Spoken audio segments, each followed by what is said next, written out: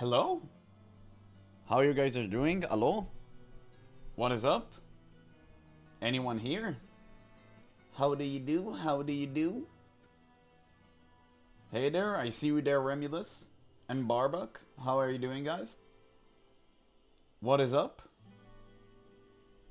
Oh shit, let me quit that. Hey there, Bobby and Heisenberg. How are we doing? Wait, Mistbound. Card game. I forgot to check that. Apologies, Junie, I think you were the one linking that. I should have checked it out. Oh wait, Mistbound. Trailer? Where is it? Where's that garbage? Guild Wars, the card game. Yeah, there we go. This is it. I should have tested it. Looking aloe. Who is this made for? Let's wait and see. Let's wait until Junie kind of gets into the stream. He wanted me to check it out. Guys, we only have one WoW reaction for today, okay? And then we're raiding. Then we're hitting the raid. So we have one more boss. Do we need to defeat the guy because it resetted? Oh yeah, we probably have to, right? We need to defeat the first one, but we don't have to do it on command mode. I think we can normal it. Steam Machine just dropped 3 minutes ago, so a bunch of videos dropped. Can you link me on Discord? Anything interesting? You can open every boss you want. But it counts as a raid? Please no CM, I can't keep my PC on too long. Nah, we have to do CM. I mean, normal is garbage, man. It doesn't count. Normal, you just steamroll through everything. It's like, it's not fun. What's the point?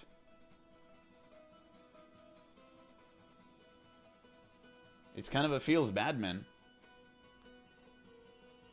And we can, I mean, we need to abuse Mickey. Where is he? We need to make sure he suffers.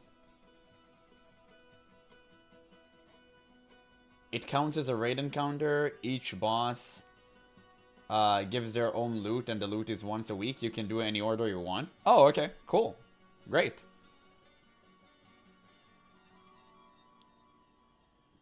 Oh, you have a... Oh, you have static rating? Really? Oh, okay.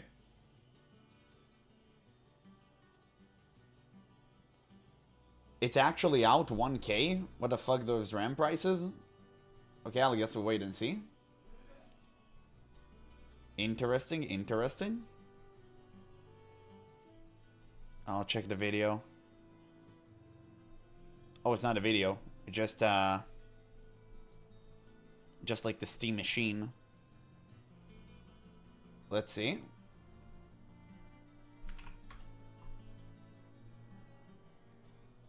Okay, your game's on the big screen. It's a cube. The hell? Your stream library in more places. Okay.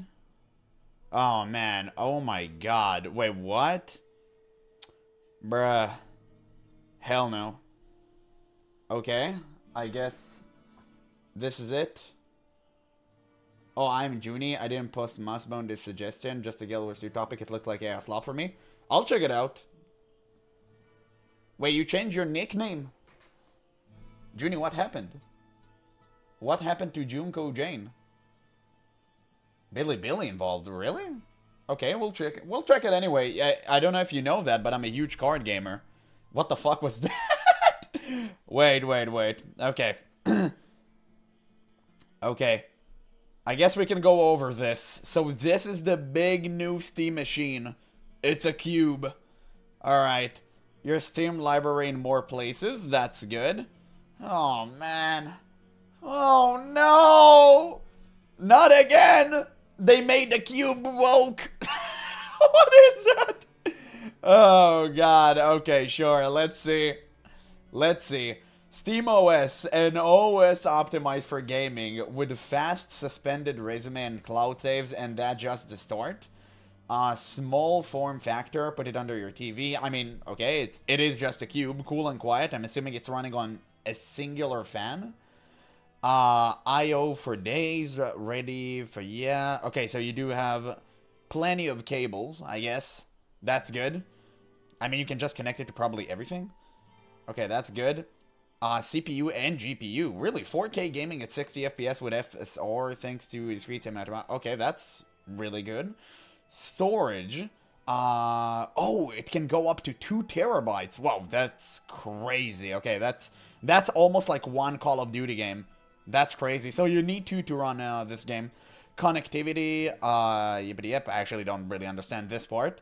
And power, no giant brick. Steam Machine power supply is built right in. Okay, that's good. I wonder how customizable that is.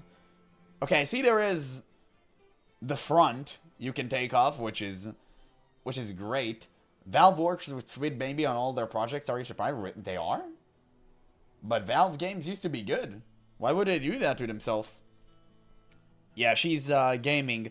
Wait, is this supposed to replace PCs or consoles? I'm kind of confused about that. Maybe both? Optimized for gaming. It runs Steam OS and Steam Machine verified. We are expanding our verified program. Okay. So everything that works on Steam essentially works on the Steam box, if I understand it correctly. Uh-huh. And it's a PC. Yes, Steam Machine is optimized for gaming, but it's still PC. Install your own apps or even other operating system. Whoa. Okay. That's, extremely interesting. Steam Machine plays well wherever Steam is. Made for Steam controller, I'd assume so. Great for streaming. With enough horsepower to take on the most demanding games, Steam Machine is a perfect host PC streaming for other devices. Easily stream to your Steam Deck, Steam Frame, or any other device running Steam or Steam Link. Whoa. Okay. That sounds kind of powerful. Wait, that sounds kind of crazy. Damn, it's a mini PC that works like a console? Okay. Interesting. So, Steam Deck, Steam Controller, Steam Machine, and Steam Frame. That's their VR. I heard it was good. I actually seen a couple of reviews. Follow Steam hardware for updates, news, and launch information. I mean, that's impressive. Let's see. Tech specs. Semi-custom, AMD's M4. Oh, Keck. That's a CPU. Sure, GPU, AMD. Yeah. Interesting clock. Okay, this is really good. RAM, 16 gigabyte of DDR plus 8 gigabytes. Whoa. Wait, that's insanely good. GDDR6 VRAM. What? How did they cram all of that into such tiny cube? That's an actual PC. Wait, what is the cost? Like $10K? That's crazy. If this is sustainable and fairly priced, most people are going to purchase that. This is crazy. And you have 2 models. I'm assuming the 2 terabyte is going to be extremely expensive, but I guess let's wait and see. Where's the money? Display, so HDMI up to 4K, DisplayPort up to 4K again. Okay, really, really good. So, that's insane. Only weigh 2.6 kilograms. Imagine not measuring in, like, ounces. That's crazy. Let's see. Software, SteamOS, yep. Steam Machine, frequently asked question. It's not about the size of the package, but how it performs. True. Uh-huh.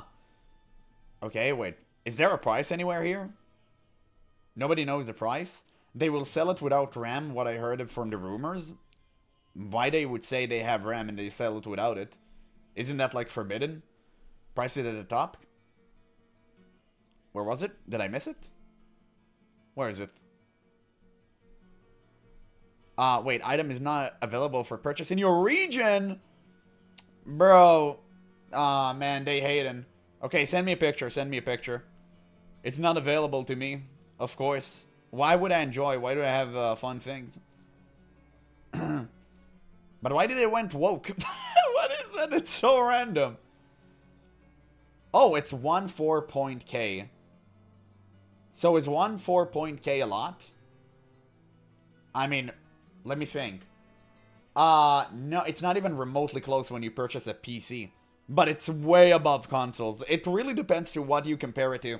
If you compare it to consoles, it's a ton of money. if you compare it to a good PC, it's like really, really cheap. So it depends. Yeah, not available for brown people, they said. Ah, man, we always get the brunt of it. So annoying. Yeah, but it does sound cheap. If it's really a PC, maybe... I don't see a reason to purchase it, but if I had any reason to purchase it, I would. Like, I can just take my games on Steam, play whenever. I don't travel a lot, so I don't see any use for this. Like, this just is not interesting to me. But I can definitely see if you're traveling a lot, if you're going between, maybe your parents are divorced, there's a 50% chance for it, I heard. Like, you can take that to your, you know, other parent's house. Like, that's pretty cool. I mean, don't get me wrong, you'll be sad for the rest of your days, but at least you have a Steam console. That's kind of great. So, very interesting. I don't know. Is there any up review of that? Maybe there's a review we can check? It definitely sounds very, very interesting. Personally, for me, I don't see any use case for it, but many people would purchase this. It's insane. You have 512 gigabytes. That is very reasonably priced. Yeah, it's well priced for both console and PC right now because the price individual components. Yeah, I agree. I was thinking to buy a new PC around 3 and 4K. Now I'm thinking to buy this one. Depends what you want to do with your PC. So they said it's a PC for everything. Can you... I'm assuming you can watch videos and stuff just like you can do on a Steam Deck. But can you do like other stuff? And how can I play... I mean, how can I use this box and all of its features whenever I can use Windows 11 crashing out on me every single second? Interesting. Like, how they would compete in such a saturated market. Yeah, it's cheaper than my laptop. You can gaming, coding, watch YouTube and TV. Then that's crazy. Okay, that's really good. That's really, really good. I think a lot of people are going to buy this. I think this is actually revolutionary. Depends. We have to wait and see. We have to wait for some more information. But as of now, it looks pretty impressive. I actually like that. That's good. That's good. I will never be against Valve innovation. I will never be against it. It actually looks really, really powerful. I'm surprised. How did I manage to keep all of this price, like all of these prices, like really low? Both for the 500 gigabytes and for the 2 tera one. That is insane. Yeah, it's a, wait, what? The main appeal is to switch from your PC to your Steam Deck to your phone to your Steam Deck. It's a new ecosystem. It's essentially like Apple stuff, except they don't scam you shamelessly. Yeah, well, there's a reason why Apple is still, I think, the second biggest company in the world. Something like that, or maybe the third. I think Nvidia is #1, if I'm not mistaken. They're the richest. And Apple is like second or third. I completely forgot. But yeah, there's a reason why they're like this. They know their crowd. Their crowd will gobble up anything. So yeah, they're smart. It's just Linux. You can play most of the games except one using kernel level cheat protection. Oh, okay. So I can't Valorant. I'm not allowed. I'm disallowed from Valorant. Okay, maybe that's a good thing. So, I mean, if it just runs Steam, dude, that's kind of crazy. That is kind of crazy. I'm thoroughly impressed. I'm not gonna lie. So, let's see if there is anything interesting in the FAQ. Why a randomized reservation order? Wait, what? We underestimate customer interest when we recently renewed the Steam controller, and we want to create a system that will be less frustrating and more fair for everyone. Oh, okay. Then why don't I get to purchase this? Why isn't this available? Shame on you. They hate me. Man, you can't allow... It's just crazy. Okay, a launch that starts a specific day and time tends to reward bots, people with fast internet connection. No, they're actually... Okay, they're talking about scalpers. Talented gaming fingers, quick F5 refresh reactions, and those who can schedule their life around that moment. But by accepting sign-ups over a course of a few days without any incentive to be first... Okay, that's actually smart. That's actually smart. I like that. Dude, another W for Valve. Another W.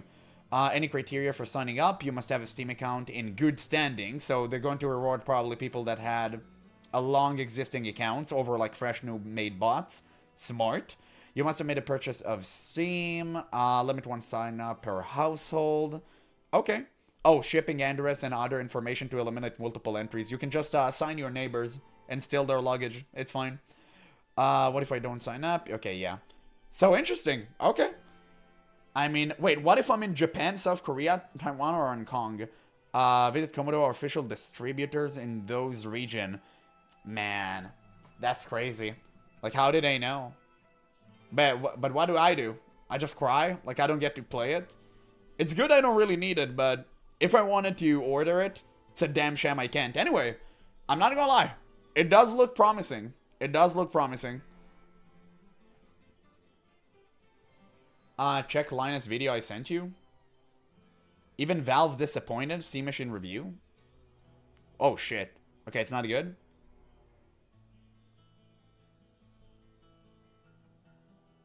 Say your. Damn. Oh, okay, he reviews everything. Oh, I don't have time for that, unfortunately. We'll save it. We'll save it probably for a different day.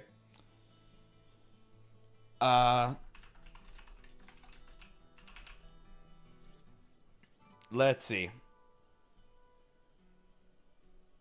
Okay, so what I want to do, guys... Oh, yeah, we need to watch this. Guys, I don't know if you know this, but I'm a huge card game Andy. This entire channel, in fact, was built upon the foundations of Legends of Frontera. Rest in peace. Such a fantastic card game. Billy Billy? Where did you see Billy Billy? I don't understand. You saw it here?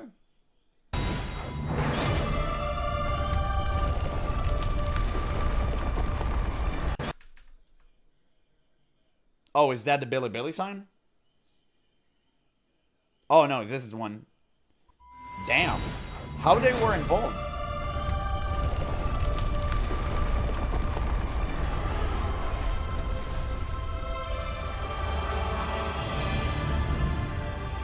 Bro, this is sad.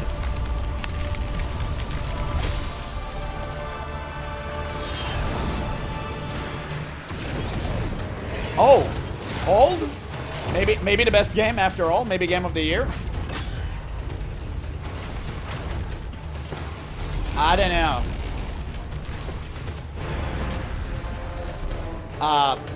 I already have so many things to say about this. What? Was this made by AI? Like, what is that? It looks garbage.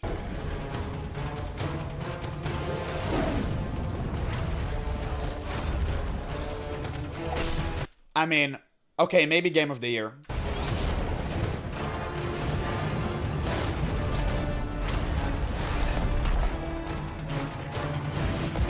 Oh, it's Casimir.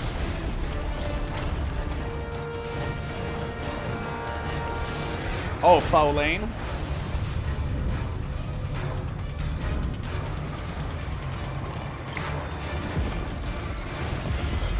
Yes.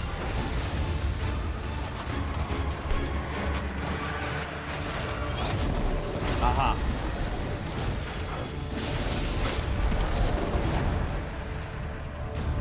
Okay. Prahern? Get a load of this guy.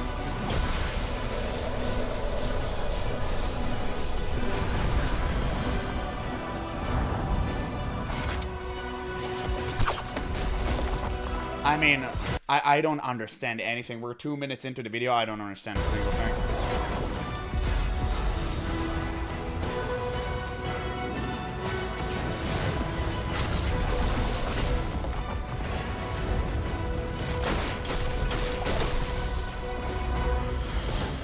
Oh, finally.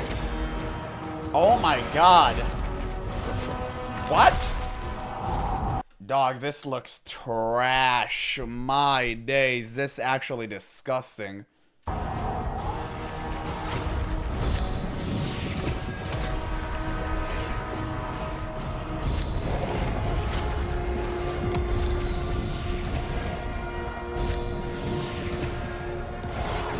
Imagine.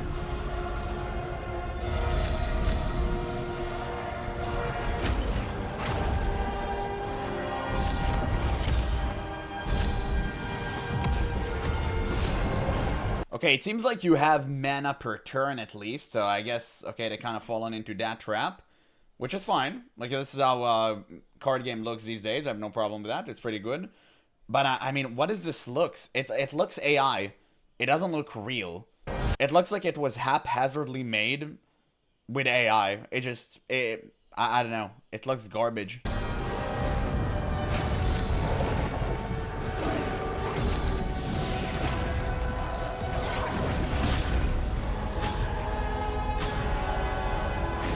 Yeah, it looked like a poor man Hearthstone.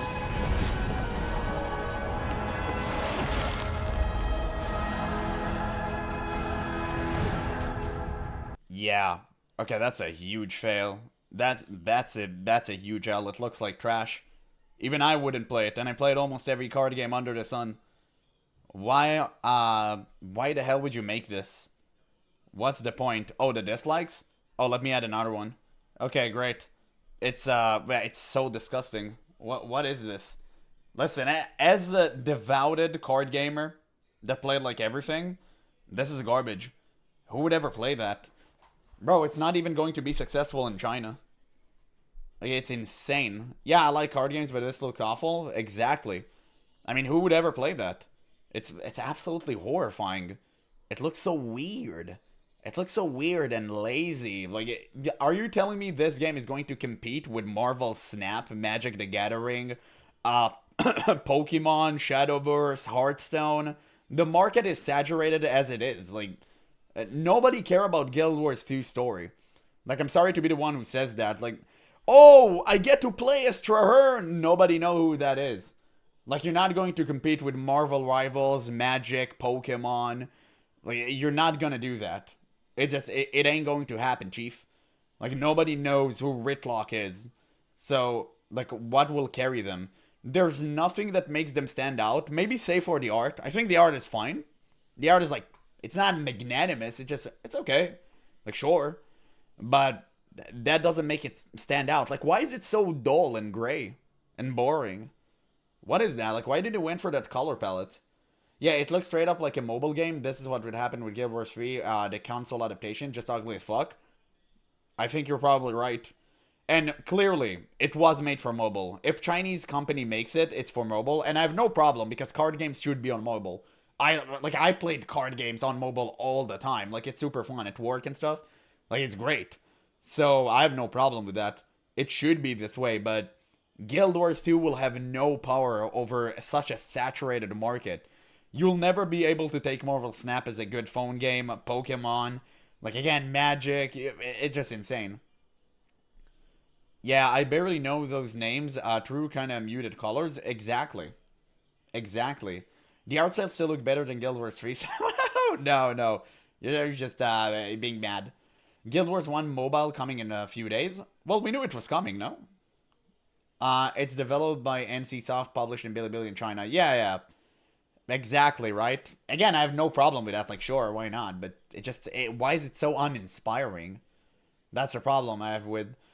Yeah, I know Live Guild Wars 2 for a year when it first released. I can't recall any one memorable character. You're not the only one. I mean, I'm just kidding. Like, I remember most of the characters. No, I think I remember all of them, actually. But when I say remember, I mean by name. Like, they didn't really affect me. They didn't really teach me anything. Except for Canuck. I think Canuck is literally godsend character. He and Ritlock. And that's pretty much it. I don't give a shit about anyone else. Save for Traherne. Traherne was my boy and they killed him. And you know what? I'm glad. I didn't get to see him turn into a villain. So that's fine. They can make it ugly on mobile if they want it. Also, I play Arena on mobile, but that's not a good reason to make it ugly on PC. True. Yeah, they did a dev interview about Mistborn. Check it. See if there might have some question.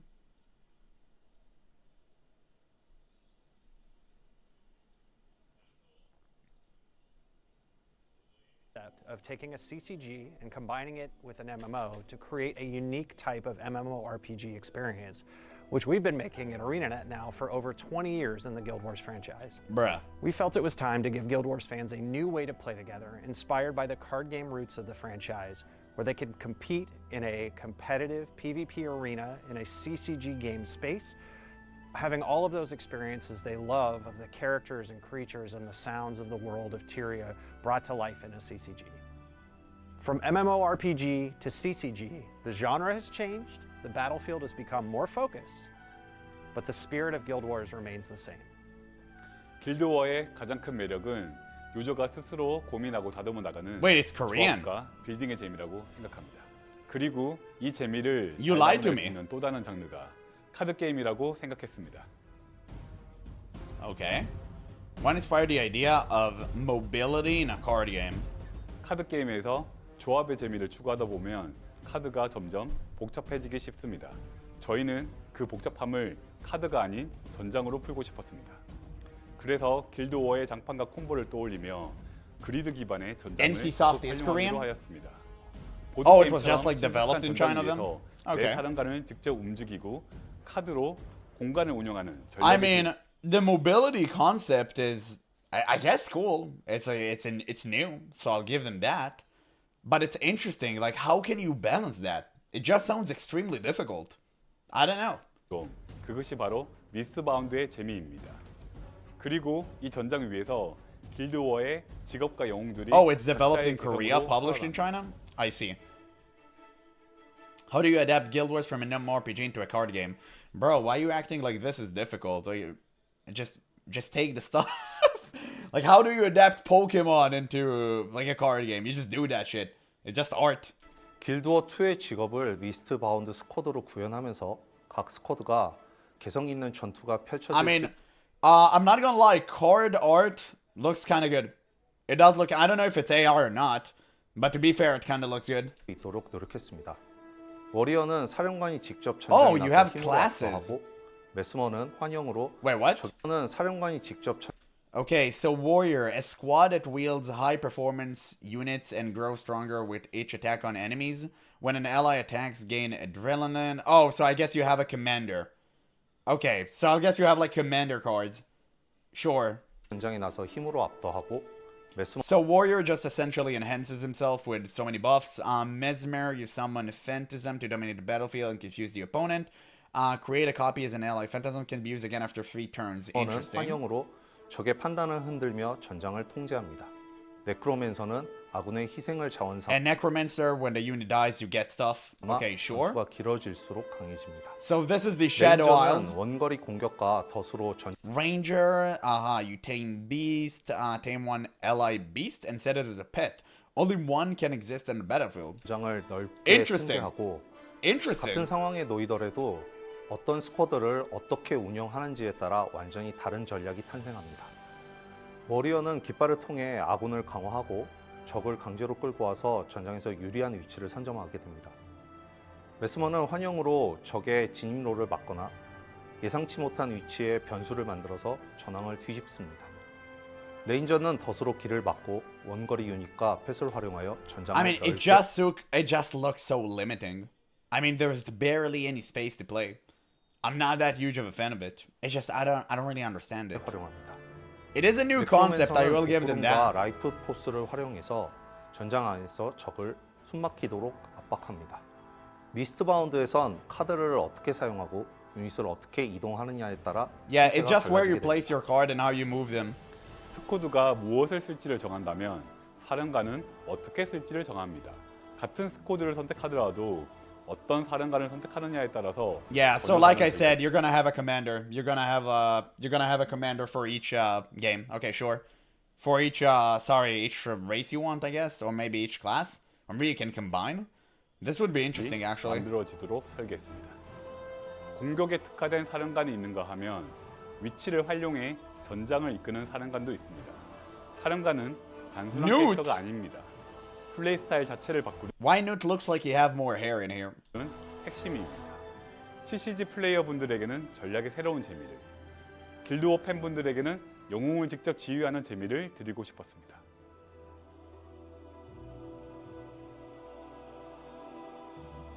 The art of Guild Wars 2 isn't about just creating cool graphics, it's about creating a cool painterly experience. Bold, expressive paint strokes aren't about replicating reality, but conveying emotion and atmosphere. Each region of Tyria is crafted with its own color palette, texture, and visual identity. True. When you play Guild Wars 2, you're entering a game where the world is a work of art. And this philosophy isn't just about the world itself. It ties into our character design, UI, and visual representation. It is important for us to be able to feel the game as well as see it. Mistbound is built around that same belief.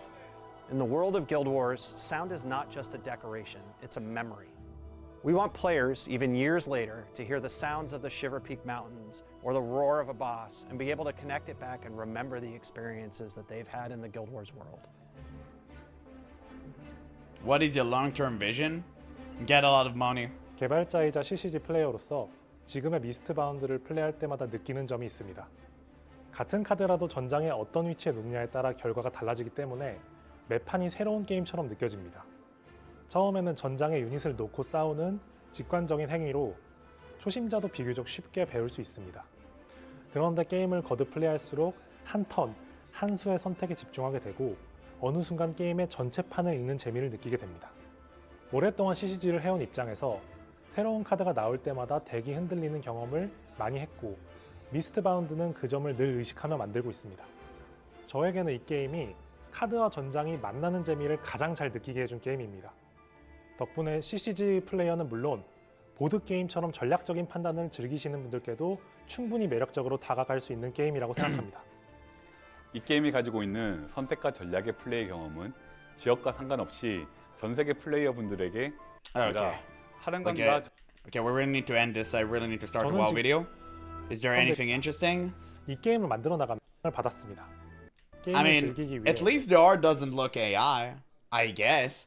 The game itself, I don't really have much to say. I mean, it just, I can see how it's competing with everything else, I'm not gonna lie. Yeah, how much dollars for OP cards? That's the real question. Exactly. Yeah, this game at least making nice looking characters, not barrel looking beaver face bears as in Guild Wars 3. True, just wait for it. I think you'll have to pay for the cards that actually look good. For the pop-out flashy art, I think you'll have to pay for them. We've seen one here. It just looks like Hearthstone. Like, I don't really know what to tell you. I'm just unimpressed. It's just like, okay, whatever, it's fine. I don't really care about it. It's not that impressive. Like, I can see how you compete with such a saturated market. Maybe if this game released like 7 years ago, sure. But now, you're not going to be able to compete with Shadowverse. Shadowverse completely took away the digital market. It's such a fantastic game.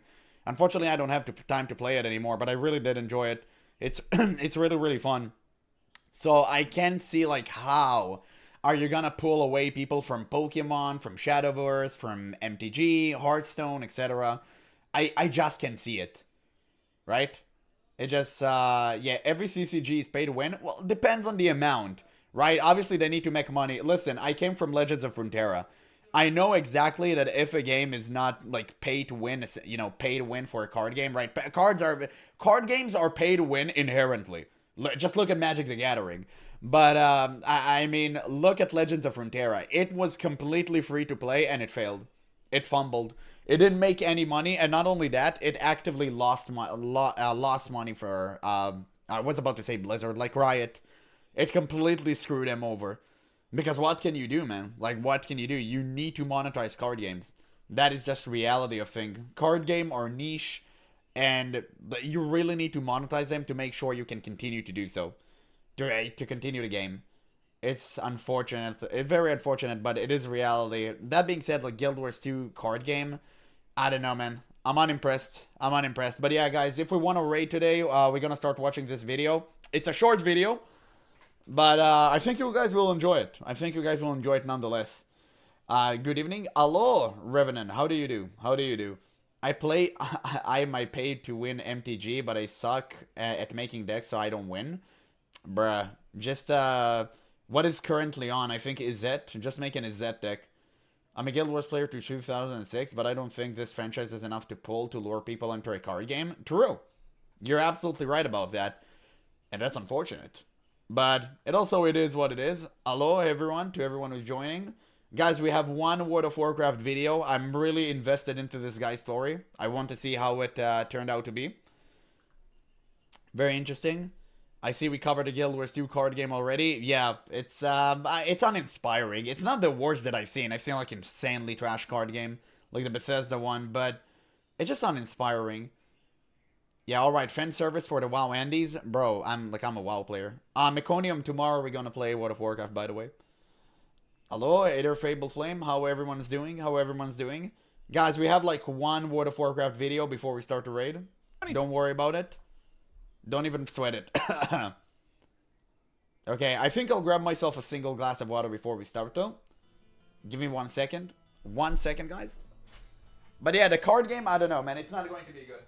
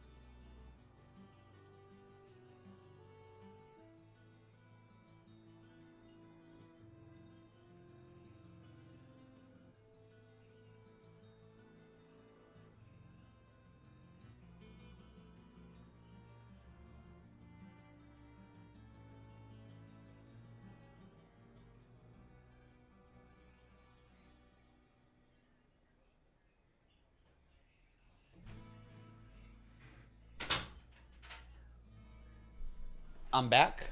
Apologies. How do you do? How do you do? What is up?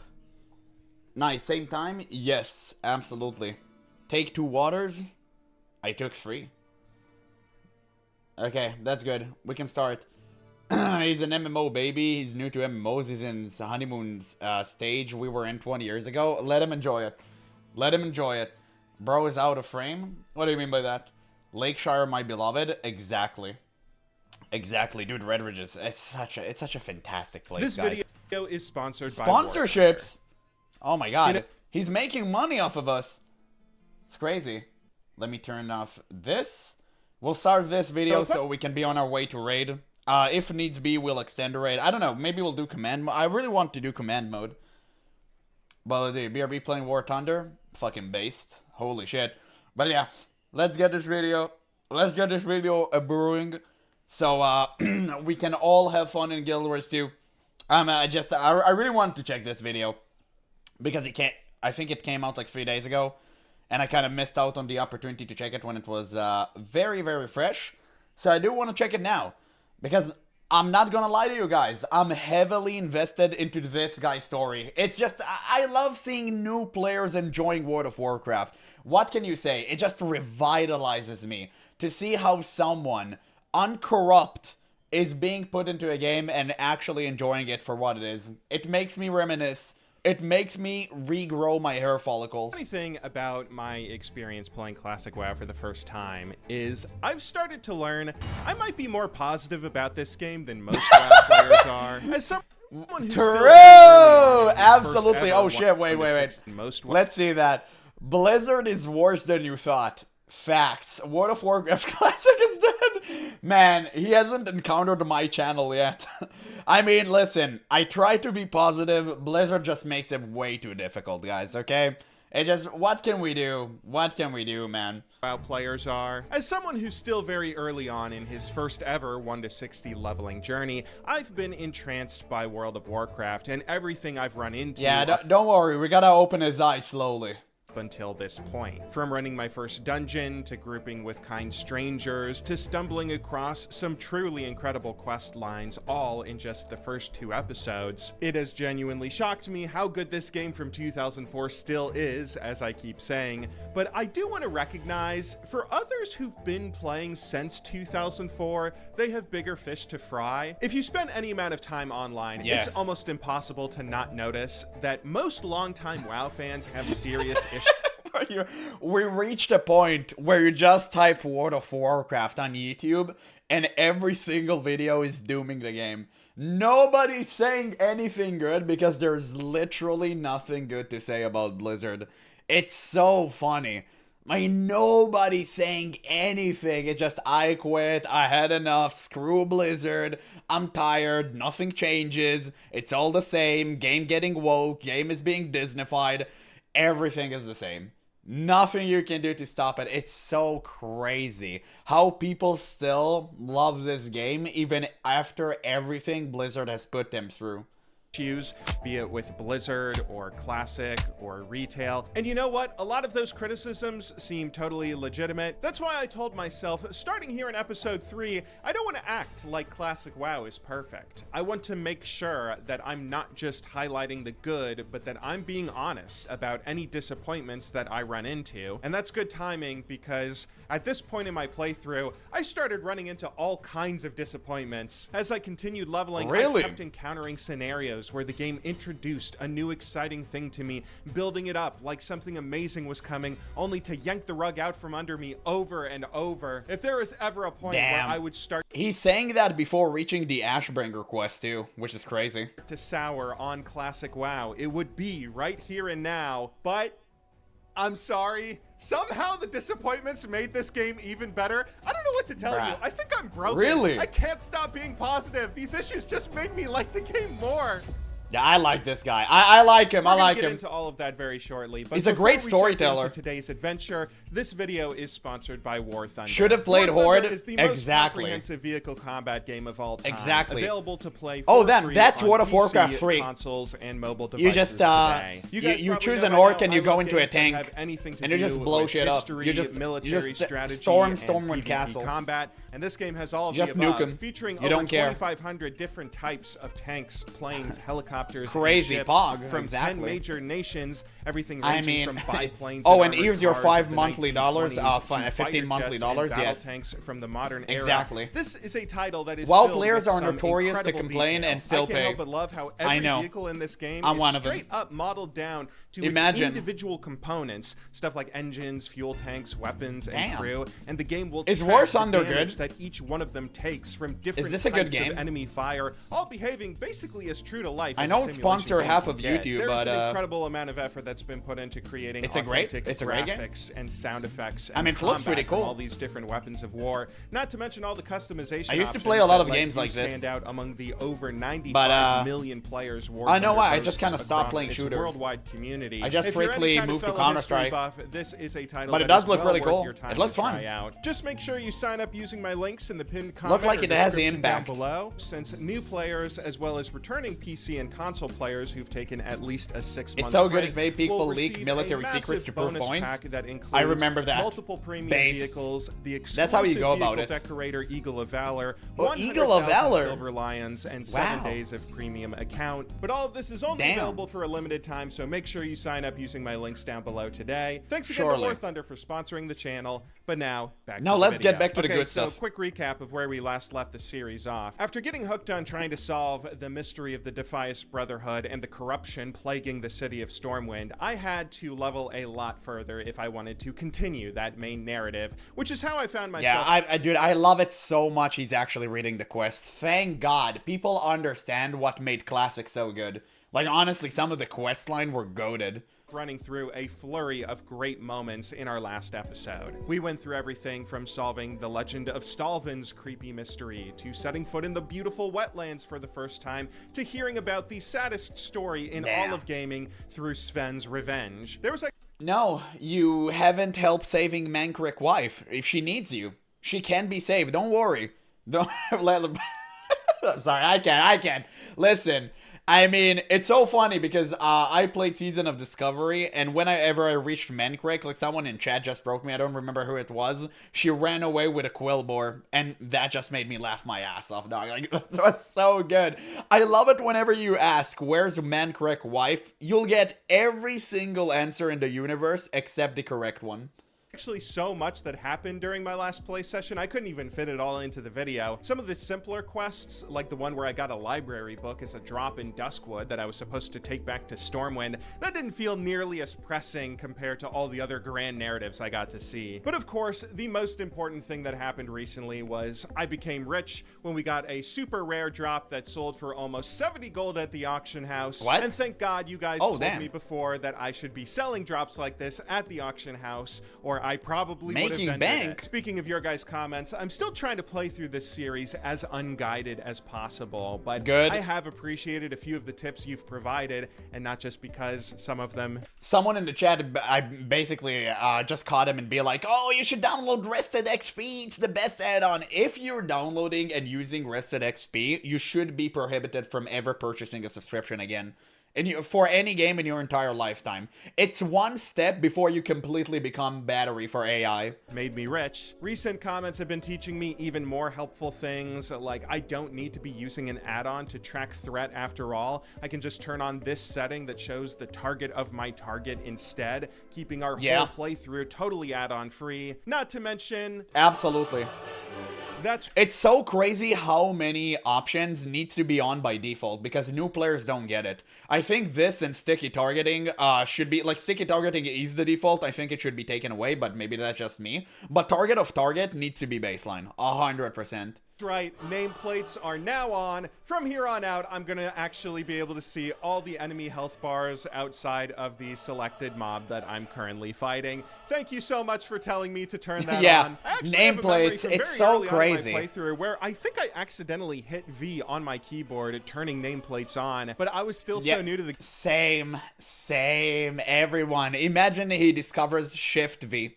Now we can see friendly names too. Game back then that I kind of thought, oh, that looks so cluttered, I don't like that, and then I just started mashing my keyboard until I hit something that turned them back off. But now I totally see the value. You don't have to play with nameplates, by the way. If you want to fully immerse yourself, I actively recommend you won't. Like, truly, if you just want to solo it out, you want to play it, great. Like, just play without nameplates. I do this from time to time. It completely immerses me inside of the game. But whenever I'm trying to pay attention on stream, it's, like, very difficult to keep track on chat and the game itself and all that stuff. So nameplate obviously do help, but you don't have to play with them. If you're playing alone and you just want to immerse yourself, you can definitely take them off.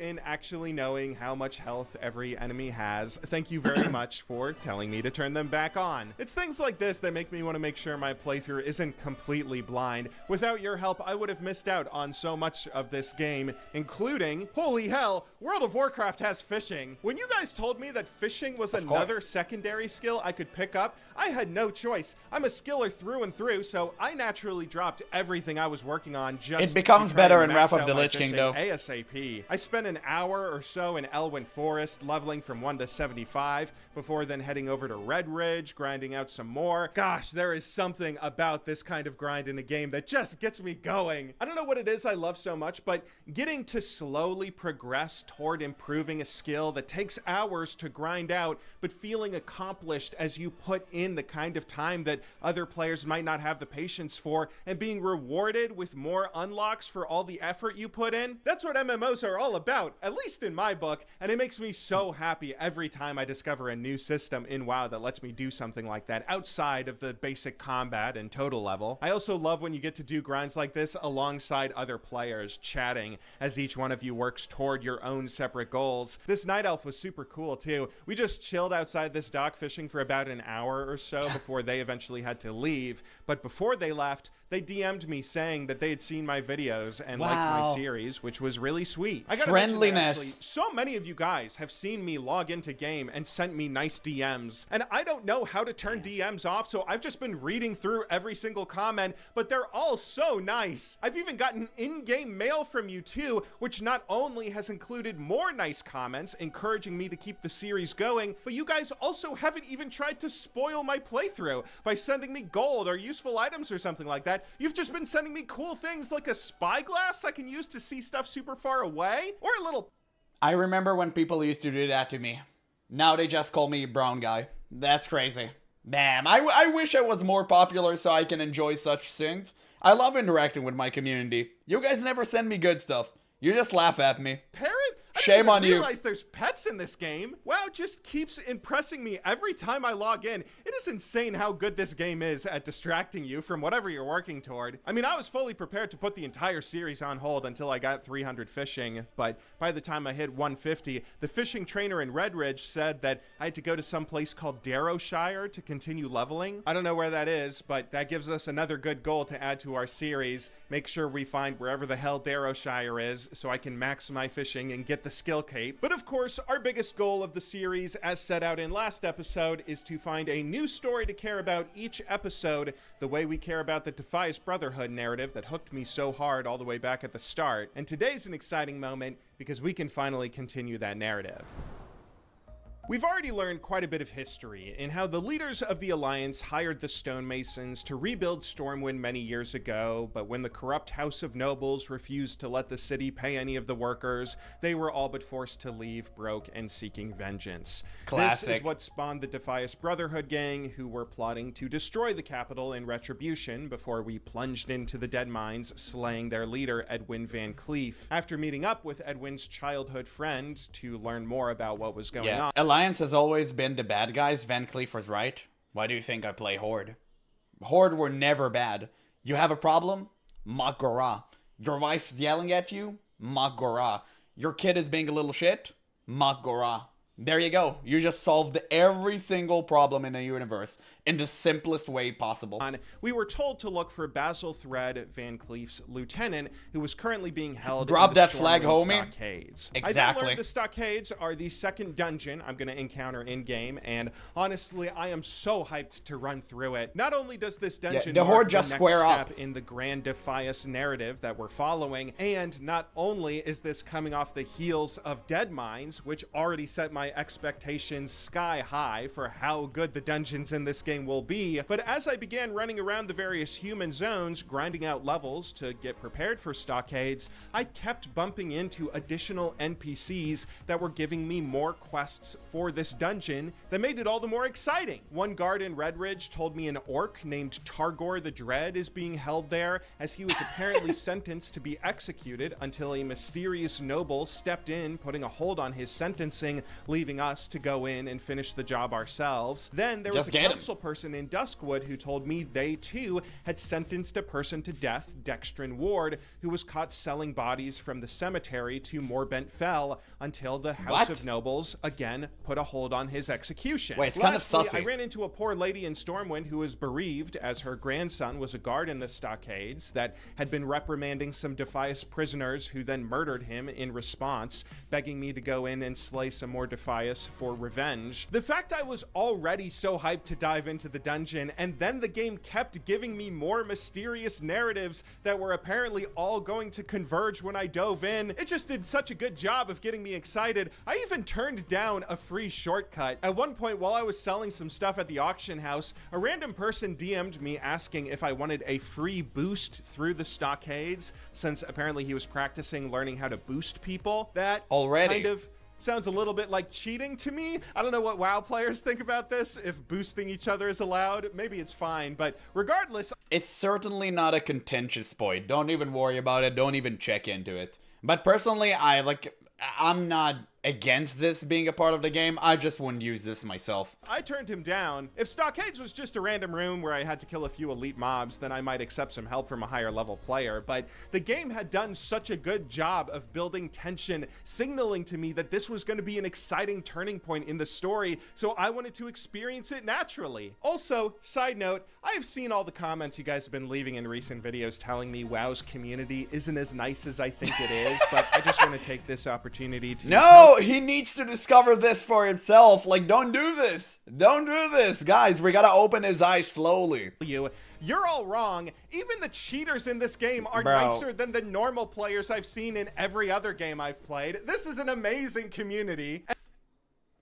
One run of Mythic Plus, his entire channel is going to be dedicating to hating Blizzard. Guys, one run of Mythic Plus. Mark my words. Anyway, all that being said, we have finally He's still learning. He's learning the level ropes. to dive into It's the fine. stockades and see everything for ourselves. I'm pretty sure I picked up all of the additional quests I can do, and seeing as I'm in the upper echelon of recommended levels, I should have no problem running it even if I have to tank again as a warrior. So I head over to the stockades where I learn from the warden that apparently a riot has broken out under Basil Thread's command, making it a bit difficult for us to speak with him. That's where the dungeon part of this comes in. It is my job, as ushered by the warden, to go into the prison and quell the riots, slaying Basil and returning with his head. So I start looking for a group, which doesn't take too long to fill out. And as I wait, I'm just getting all the more excited sitting here, watching these guards prepare for the threat lurking beneath, seeing that there's a body of another player lying around. Gosh, can the riot actually break out of the dungeon? This is looking so hype. We finally fill the group. I'm the tank, and I run in, guns a-blazing.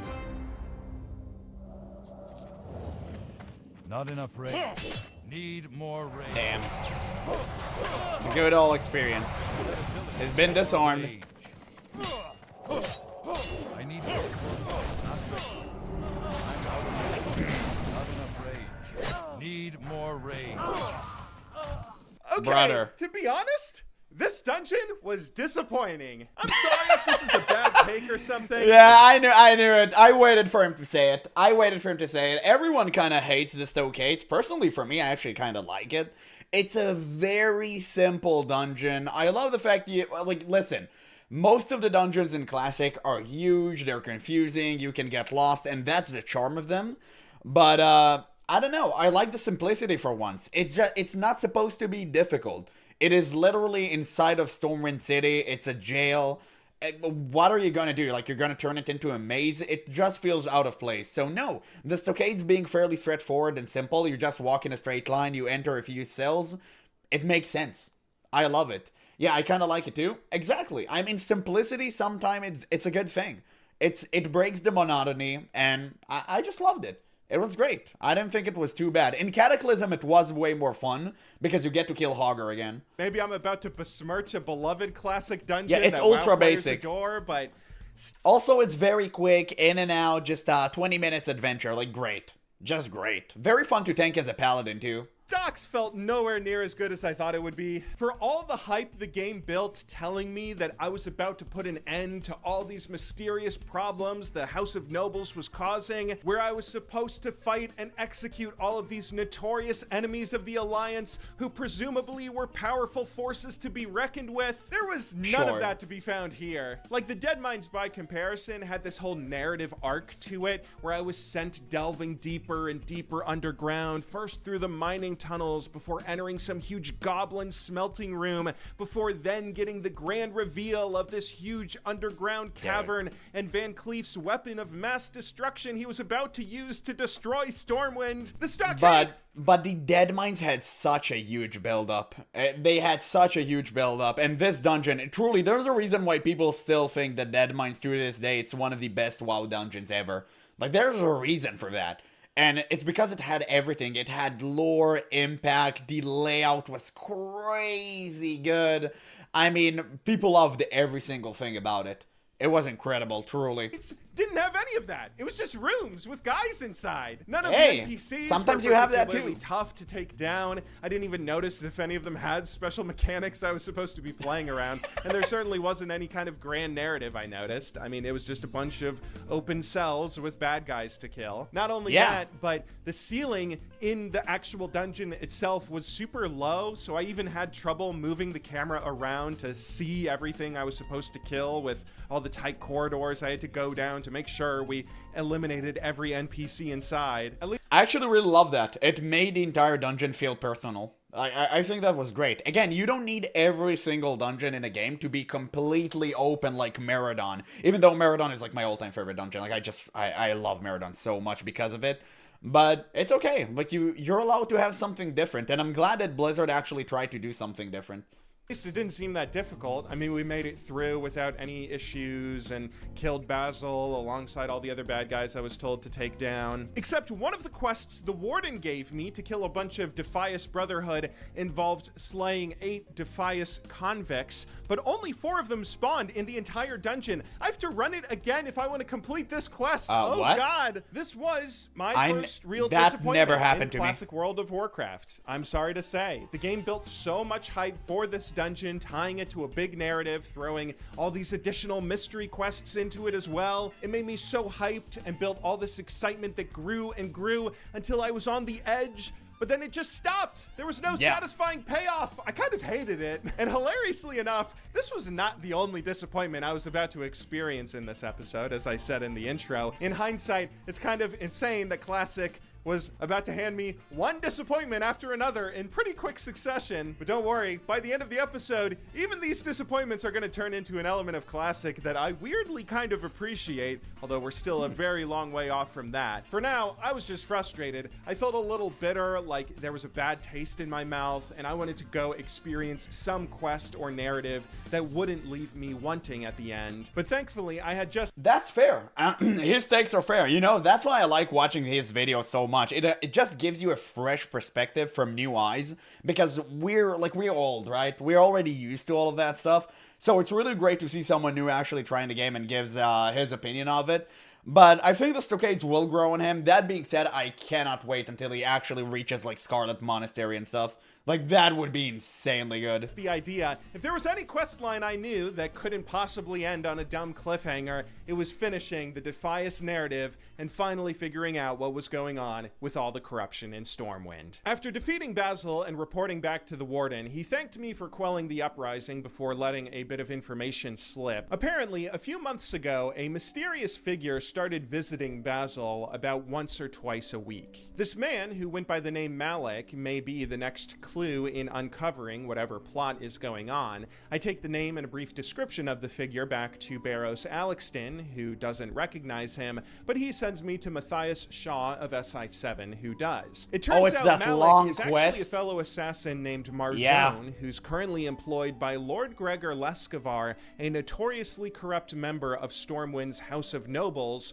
corrupt even by House of Noble standards. Matthias is curious about what Marzone and Leskavar are doing and sends me off to another rogue, Elling Trias, who currently is undercover at a nearby food shop as a master of cheese. So I relay the story to him, and he tells me that we can divvy out some less than legal justice to both Leskavar and Marzone. I just need to meet up with his agent, a gnome named Tyrion, in Stormwind Keep. So far, this story has basically just been a long game of telephone. Oh god. Wait, is this the quest you have to wait in line for 2 hours until that chicken spawns?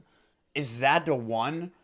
Oh my days. Oh god. Okay, no. This man is going to suffer. Playing errand boy, running messages from one NPC to another, Gnome which would be named kind of Tyrion. annoying or tedious normally, but I actually kind of like it here. This doesn't feel like a typical boring message delivery quest nearly as much as it feels like I'm slowly uncovering this grand conspiracy that's larger than any one person and requires a massive network of people to even attempt to take down. Anyway, I head up north to the big cathedral in the city center by Barrows Alexton's house, because I thought that big church in the middle of the city was Stormwind Keep, where all the rulers and important people were. But on rereading the quest dialogue as well as the street signs, I realize that is not the case. Stormwind Keep is actually this massive castle overlooking Old Town that I somehow never noticed. Talk about missing something right in front of my face. As I head to the keep, I immediately get flashbacks to my retail experience where I was sent here when I got to meet up with Jaina Proudmoore and Anduin Rin,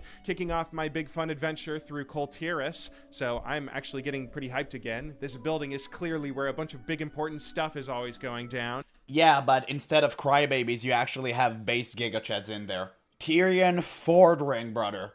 Don't ever mispronounce his name. I then notice on my minimap there's a quest marker On guiding Nixia me over buff. to a little garden inside the keep where my contact, Tyrion, is hiding behind a brush. After relaying the story for the upteenth time, Tyrion lays out a plan that he and Elling had been working on involving a little spy bot. I just need to get a few more Champion, items push for me. a disguise. Khadgar. So I head off to get some silk and apples, which again might seem like an unimaginative fetch quest, but because it's tied to this grand story, it's just building more hype for me. Any disappointment that I felt coming off Stockades has completely left my body, as I can't wait to put an end to Stormwind's corruption once and for all. After Surely, some searching, yes. I find the required items before Of course. returning to my contact, who lets another part of the story slip. Apparently, Tyrion and Elling had already been investigating Lescavar for an unrelated connection to something called the Twilight's Hammer they believed he had, not even knowing he also had ties to the Defias Brotherhood. Either way, now is the time for him to face justice. Tyrion will use the items I brought to disguise his spy bot, who will then go and lure Lescavar out into this garden.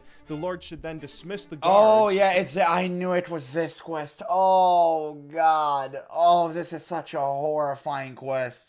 My after, days. so he can meet with Marzone, at which point I'll have the opportunity to attack. Yeah, slaying it was both of so them. I annoying. just need to stay hidden until the time is right, at which point the gnome will give me the signal. I'm a little nervous about this I plan think he got because lucky. As a warrior, I always have trouble fighting more. Yeah, he got lucky. He didn't have like 700 people waiting in line for this. He actually got extremely lucky. Maybe he played like at a morning or something. Wow, crazy. I mean, that's the bonus of being unemployed. If you do this on like peak hours, you're cooked. More than one enemy at a time, and I don't know what level each one of them will be. But you can party it's up too for late this. to back out now. The spybot is transformed into some noble lady who goes into the library to meet with Lescavar while I hide out in the garden. They had AI women before we did. It seems to take a while, and I wonder what's going on in there when I notice there is a quest dot marker on my minimap. I thought I was supposed to stay hidden, but maybe I misunderstood. Maybe I need to go in and watch a cutscene or interact with something to continue the narrative, so I decide to run in. Oh wait, no, that's the quest to deliver the library book from earlier. Shoot, my bad. I run back out and hide in the bushes again, very happy to see I apparently did not ruin our plan, as the Lord comes out shortly after, dismissing the guards so he can meet with the assassin. Marzone shows up shortly after to inform Lescavar that Van Cleef sends word about their plans being underway, although someone's been snooping about. And before I have time to realize he's talking about me, I'm ordered by Tyrion to put an end to all of this. And oh gosh, they're level 30 and 31. There's no way I can actually do this, right? Do I ruin the whole plan if I die here? I quickly run in and begin trying to take them down, and thankfully I have one of my more important abilities up, Retaliation. This is a pretty wild warrior skill that puts a shield of swords around me that instantly counterattack all enemies that hit me in melee range for 15 seconds, or for a maximum of 30 counterattacks. What makes this ability so wild, though, is that it has a 30-minute cooldown. I thought Flash in League of Legends having a 3-minute cooldown was absurd. How does WoW have abilities that are so important and powerful that can only be used once every half hour? That's kind of amazing. Because you actually had to use your brain back in the day. You couldn't pop off your cooldown like that. Nowadays in retail, you can do it whenever and it resets. But back in the day, you couldn't. And that was the beauty of it. You saved Retaliation for a dire case situation, which 99% of the time never came, and you could have just used it regardless. But on moments like these, oh man, it feels so good. The fight is really close. I managed to take one of them down and nearly die doing so, but managed to scrape by alive thanks to Retaliation. And luckily, I have a health potion on me that allows me to have a heal health up potion just on you. enough that I can also slay the other foe too. I actually have no idea solo how them. I did this. I was only level 28, but I'm so glad I managed to take them both down. If all that buildup left me unable to complete the quest and I just died or something, I would have been so sad. But it looks like we are finally getting a payoff. The noble and assassin are now dead, and I'm sent back off to Elling to deliver the good news. He then bounces me back to Matthias, where I report the two enemies' demise, where the rogue assures me I just did the people of Stormwind a great favor, even though I'm actually feeling a little bit hollow inside. I mean, that one noble wasn't the main source of all the corruption in Stormwind, right? Have I actually solved anything by killing him? Matthias warns me not to tell never anyone do. I was the person who killed the noble, as if to confirm my suspicions before sending me back to Alexston. But any worries in the back of my mind fly right out the window as Barros Alexston tells me he's giving me a report to take to the king,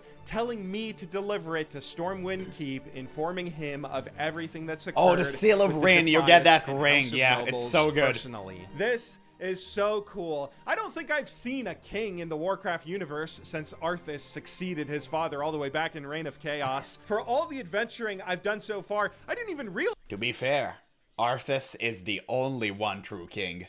there was a king. I in accept Stormwind no one Keep. else. When I went to do my mission, the quest shot me over to the garden and library, leaving me blissfully unaware I had just missed out on seeing the throne room right ahead. The report seems like a good summary of everything that's occurred so far. Maybe this is where the story can finally resolve, where the stonemasons can be paid reparations and everything can get wrapped up in a nice tidy bow. So I'm giddy as I Stormwind paying reparation. That's a good one. That's a good one. Only the innocent of WoW youth would think like that. Damn, that's crazy. Could you imagine? Maybe this guy is not too horde-pilled for that. Oh, Jim Walpus, thank you. Thank you so much for the donation. I'm in your walls. Oh shit, not again. take the report and run straight for the keep. Come on. This time heading straight down the hall, ready to meet whoever the ruler of all the land is. But then Anixia. Oh shit, he doesn't know that yet. Wait, the spoilers. where's the king? I thought he was supposed to be here. It's not this kid, right? Okay, so in the center of the throne room, there's some general guy, It is? some noble lady, and a boy. Bro, look. Look at him. Look at his model. It's so good. It's so good. He looks like a brat kid. Oh my god. Yeah, all the model is perfect, man. They nailed it. It's so good. What are those? Look at his big ass feet. I bet whenever he runs it sounds like an orchestra. Oh my god, it's so good. No, it's actually so good. And the funniest thing is he's standing next to Gigachad Bolvar with like his insanely cool looking armor. Like, it's so funny. Also, Onyxia. Woo! Ooh wee! I mean, wait, in which form is she hotter? This or the other one? I don't know. I'm still contemplating. Who is the king for now, I Kingdom guess? Hearts I shoes. actually recognize the kid, Anduin Wrynn. That's the guy who eventually becomes the king of Stormwind. I saw him when I tried retail, and the game kicked off with that big cinematic of him crying in The War Within. Classic. But he can't be the king now, right? There's no way he's who I'm supposed to deliver this report to. My quest marker tells me to speak to Lady Katrana Prestor, an important... Bro, did he have a unibrow, or I'm just like imagining things? Like, what is this? There is no split. It's just one continuous line. Or maybe I'm just dogpiling on him. You know, okay, forgive me. I got a little bit sidetracked. looking person who's kind of a jerk, just glaring at me for no reason. I hand her the report and she says I should be commended for my work. If Van Cleef had been successful, he would have done considerable harm to the kingdom, something that should be obviously avoided. Okay, what the hell prince with is this wearing terrible khaki writing? shorts. The writing in WoW has been so good up until now, but suddenly this lady is speaking in the dumbest, most stilted way possible. And not only that, she also tells me the king is apparently away on a diplomatic mission and isn't returning for some time. It's so good that he doesn't know. It's perfect. Oh, I bet his mind is going to be blown whenever he reach BRD, like Blackrock Depths.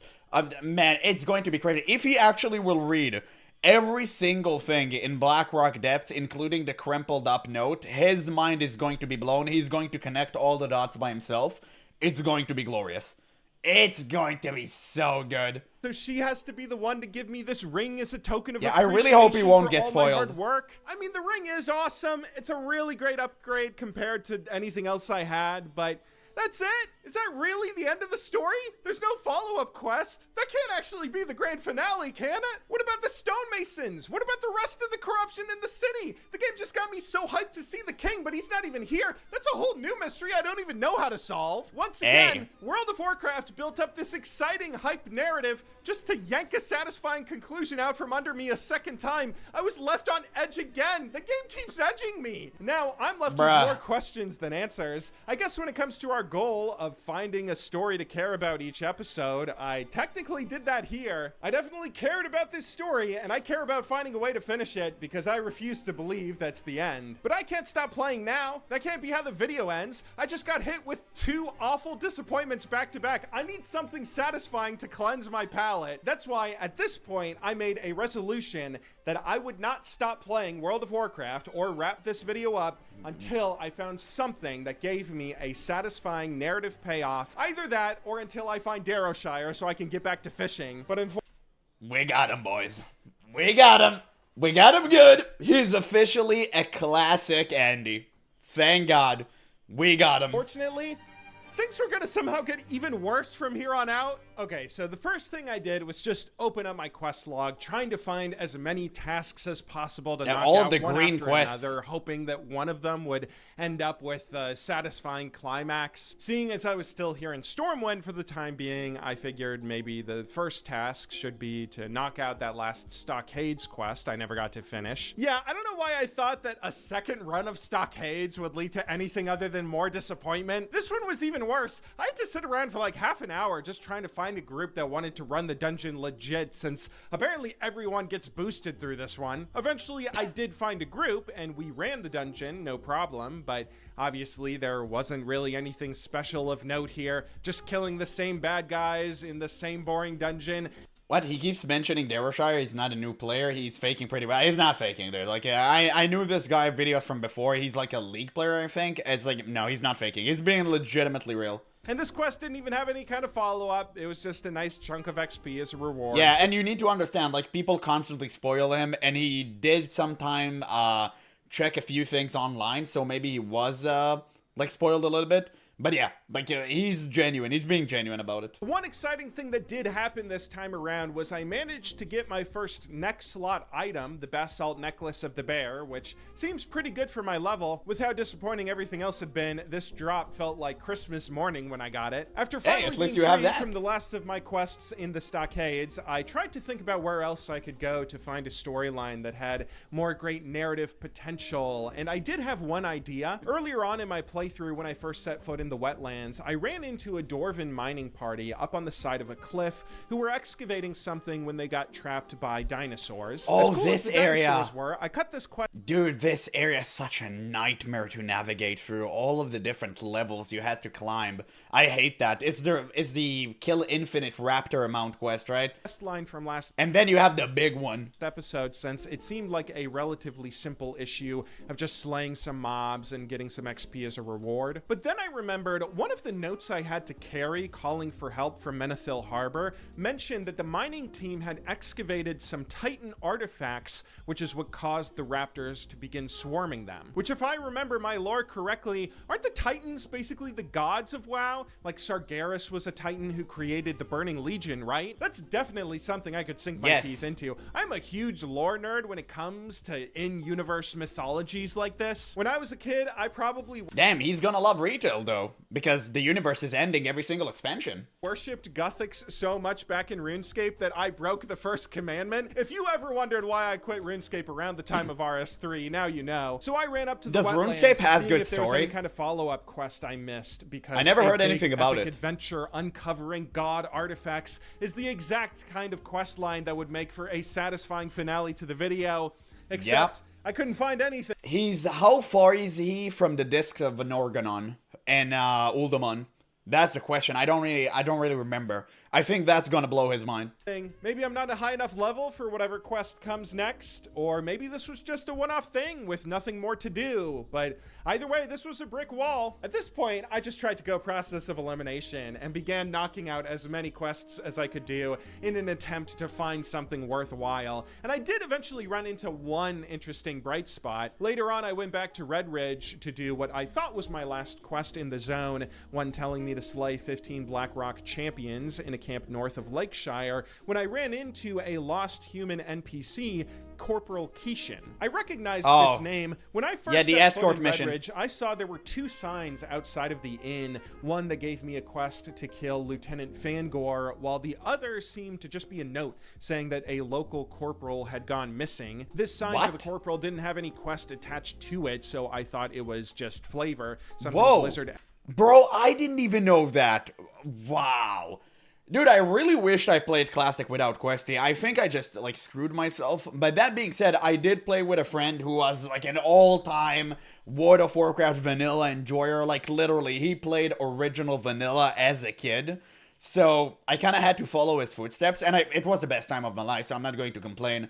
But, man, now, watching him, I feel like I'm getting an experience I've never gotten to before. That's awesome, dude. Like, I love it. His videos are the greatest thing in the WoW world ever. Like, thank God. Added to the world to emphasize the dire state that Red Ridge found itself in. But no, there actually was a Corporal Kishan up here in this cave, and he gave me a quest to escort him back to Red Ridge safely. Now, this certainly wasn't a disappointment. It was genuinely cool the way that this quest was given to me, and I had another great community interaction with a guildmate and a stranger who helped me complete it. But even this was kind of a disappointment narratively speaking, because it wasn't some grand adventure I was tasked to go on. It was just a simple escort mission. But that's the fun part. I mean, you just help the little guy. You help the common folks. I mean, how many quests in Elwyn Forest are that important? They're not. You just go around and you kill kobolds. So, it's just fun. Like, that was the beauty of Classic. You got to help the little guy. You were part of the world. You weren't the champion of Azeroth. You weren't you weren't a big shot. You were just being you. And that was the beauty of it. So I'm actually surprised he kind of said that here. But maybe he's too stockade-pilled at the moment to enjoy the little stuff. I do understand that. Although if I thought that was bad, it was about to get even worse. My brain must have just been broken at this point. I never watched Day 9 playing WoW for the first time. Because for some reason, I thought maybe it would be exciting if I returned that lost library book I had in my inventory. As I made my way back to Stormwind, I also found a guy in the Cathedral Town Center who apparently needed a book checked out from the library too, as he's about to give some... Bro, why every Alliance human is like bald? I don't get it. Like, what in God's name is this? Now that I pay attention through his gameplay, it just drives me nuts. Like, every single one of them, of the NPCs, is bald. Like, why? Like, couldn't you give them a little bit of hair? Speech on metallurgy or something and could use it to assist him. Perfect. Those are two great, very exciting grand adventures. So I go to Stormwind Keep, turning in the lost library book and finding out the book that the speech guy needs is currently on loan to Northshire Abbey. Of course, that means I have to run all the way from Stormwind to Northshire since there is no flight point to Elwyn Forest. You planning to react to the new Necrid vid today? There is a new Necrid vid. I'll watch it, maybe. Ink, and he's all out of Wrathbane ore he needs, so I have to run all the way to Red Ridge to pick some up. When I reach Red Ridge, the guy whose job it is to have Wrathbane ore doesn't have any Wrathbane ore, meaning I have to go deep into a cavern to acquire some, before then running all the way back to Elwyn to trade the ore for the book, and then running all the way back to Stormwind to finally complete the quest chain. This was for the grand reward of receiving some caster boots. Yeah. Thank you, Jinx, for arriving to the stream once again to tell us that Holly Longdale should be fired. Once again, for the 100th time, you're goddamn right. Might have been as useless as anything I could have She needs gotten to get at the this boot. point. Okay, as annoyed as I was, there actually was one really cool thing about this quest I loved. The fact that I could have gotten the Wrathbane ore I needed from this cavern by either mining the mining nodes or by getting it from drops through killing mobs, that was actually really awesome. That meant there were multiple solutions to this puzzle, one involving basic combat, but one that allowed me to completely bypass combat if I wanted to through having a certain profession. That was really cool to see. This quest kind of felt like it was an immersive sim or something. Am I playing World of Warcraft or Deus Ex here? But that aside, talk about a disappointing anticlimactic questline. I had to run on foot through all these regions just to do busy work that seemed so mundane and trivial. Actually, looking back on it now, all of these disappointments I've had in Classic WoW have basically been because of that. I thought I was a big, important adventurer braving epic quests. No. But so many of the quests I run into keep me feeling small. The Stockades wasn't a grand narrative where I got to solve mysteries. It was just a typical prison riot that I had to put down without much fanfare. The Defias conclusion didn't make me feel like a hero. As big as that story was, I was kept small, given very simple tasks to do, with the one heroic thing being something I'm not even allowed to talk about,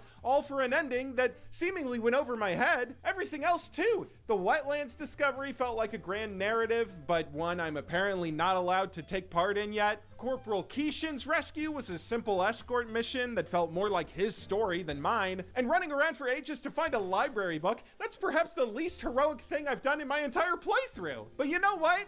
This is the moment that either my brain completely broke from all the disappointing build-ups, or I realized this is kind of genius. See, the one theme that tied all these disappointments together was... I was scared for a second.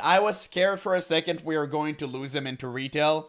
We got him. We yanked him back in, boys. He's ours. One of us. That they made me feel small or like... Oh, shit. Wait, what? Dude, what, bruh. What the hell? You see, Blizzard immediately intervenes and, like, try to, turn this man into retail stuff. Wasn't the protagonist. Shameless. I'm getting to peek at grand narratives. The hell was that? Ones where I get to be a leading man. Most of the time, I'm treated like a helpful but replaceable person who's given tasks that anyone might be able to accomplish. And as much as that kept me feeling small, yeah, his league videos are also insanely good. I watched them. The world feel all the more big. This actually gets at the heart of a problem MMOs have always had, which is that MMOs, by their nature, want to have these grand, epic worlds with wild storylines they send players on. But how can you make the player a hero who comes along and saves the world when there are literally millions of other heroes just like them all around? Thank you.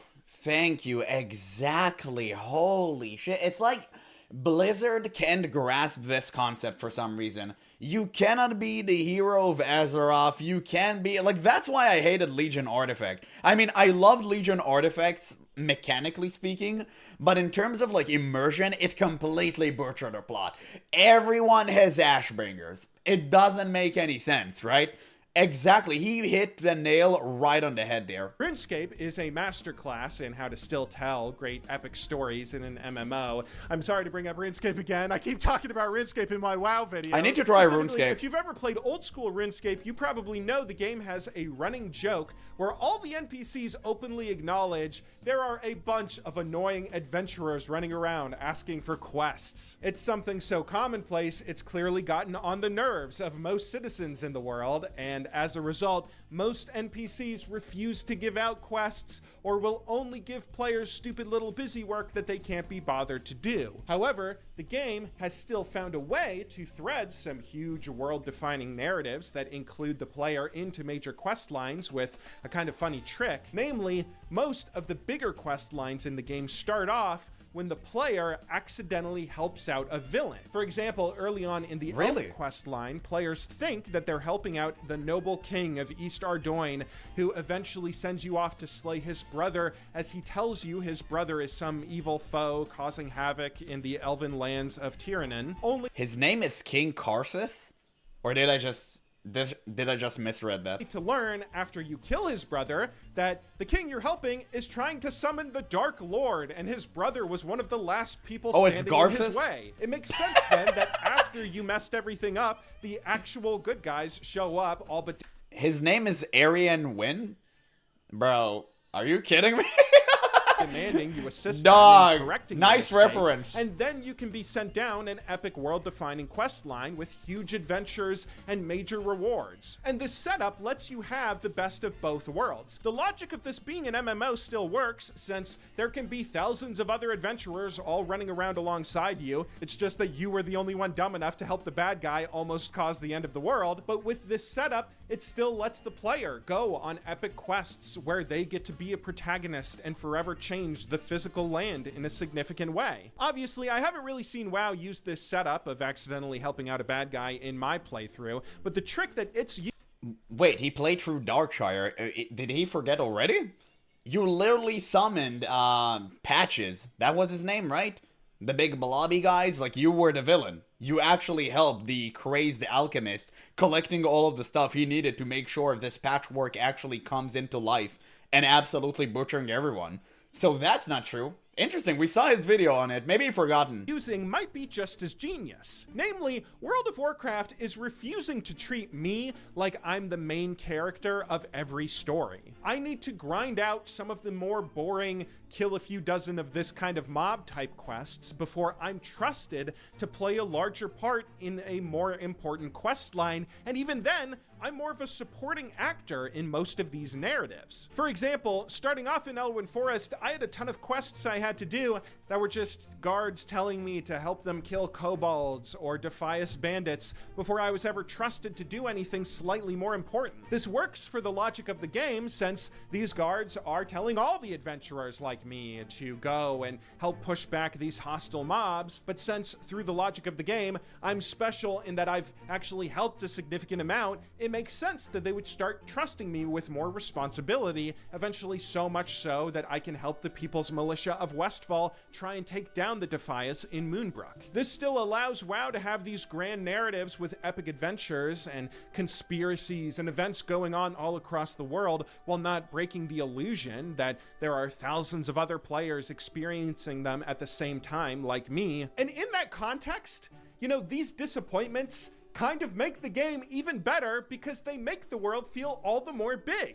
The wetlands quests and rescuing Kishin and even finding that dumb library book all reinforced that I'm just a small person in a big world where other factions and NPCs are experiencing their own narratives that I can typically only assist in as a small helper. Stockades being nothing more than a simple prison riot also reinforced that I'm still a random adventurer with no special status. He's when I getting showed it. up at the Stockades, the warden thought I was just as likely to be an accomplice to the riot as much as I was some hero meant to solve everyone's problem. And as disappointing as it was to not meet the king at the end of the Defias quest line, that certainly made me feel like there was so much more going on. Well, I mean, technically, you have met him. It's just that you don't really care about him. In the world that I haven't even discovered, Don't worry. expanding Azeroth in my mind. And technically, he also met the Lich King because he was standing next to him. And making me all the more excited to see what else But is that's out for there. future I stuff. don't know. Maybe this is all just Don't mind coping that. from how Oh shit, Jinx, thank you so much for the donation, man.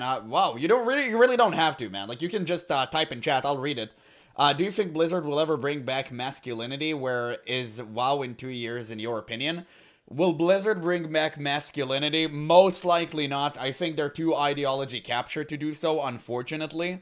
And where's World of Warcraft in 2 years? Well, first, Classic Plus will come out, so I guess it's just a matter of we have to wait and see where they will take it.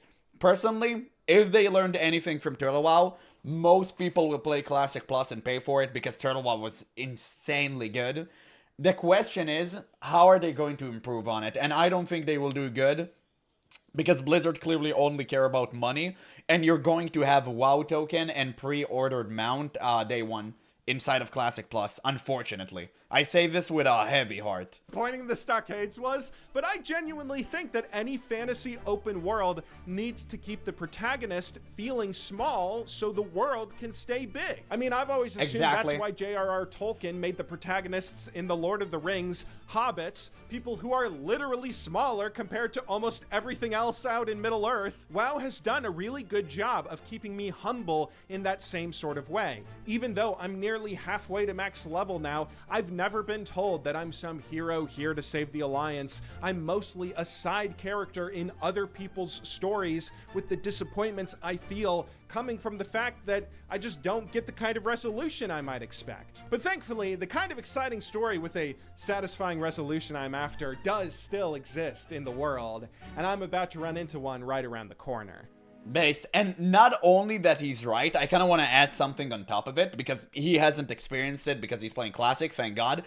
I think for the reasons he mentioned, level scaling is completely trash in MMORPGs. And I always say that, and I will always advocate vehemently against level scaling for that exact reason, because it makes the world capitulate to your demands. And once you bring the world to its knees, the entire game is solved. You already won. You're the king of the universe, and there's no excitement whatsoever. When the game keeps you small and insignificant to a point where you can only build up from there, that way you will get way more gratification out of playing the game. Right now, retail feels like absolute crap to play, because you don't feel any impact whatsoever from the story. It's like, oh, you're the champion, okay, cool, push some turtles into the water, thanks, BFA truly, the best expansion out there. Same with Shadowlands, same with Auridan, same with Midnight, and same with Dragonflight, sorry, I almost skipped that one.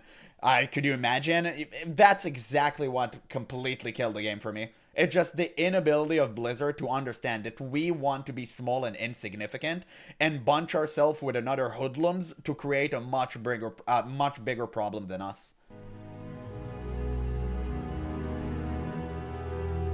The next area where I was sent searching for a big quest was Duskwood, and frankly, I should have just started my search here. This zone is so good. One of the narratives you guys mentioned I should follow up on is the Wait, I quest think you line already that done that. continues with the hermit Abercrombie. Back in episode 2, I'd been sent by Madame Ava to check on an old hermit living nearby the Ravenhill Cemetery. Maybe I was wrong. And upon meeting him, he seemed like a nice enough guy who asked me to... Wait, his name was Abercrombie?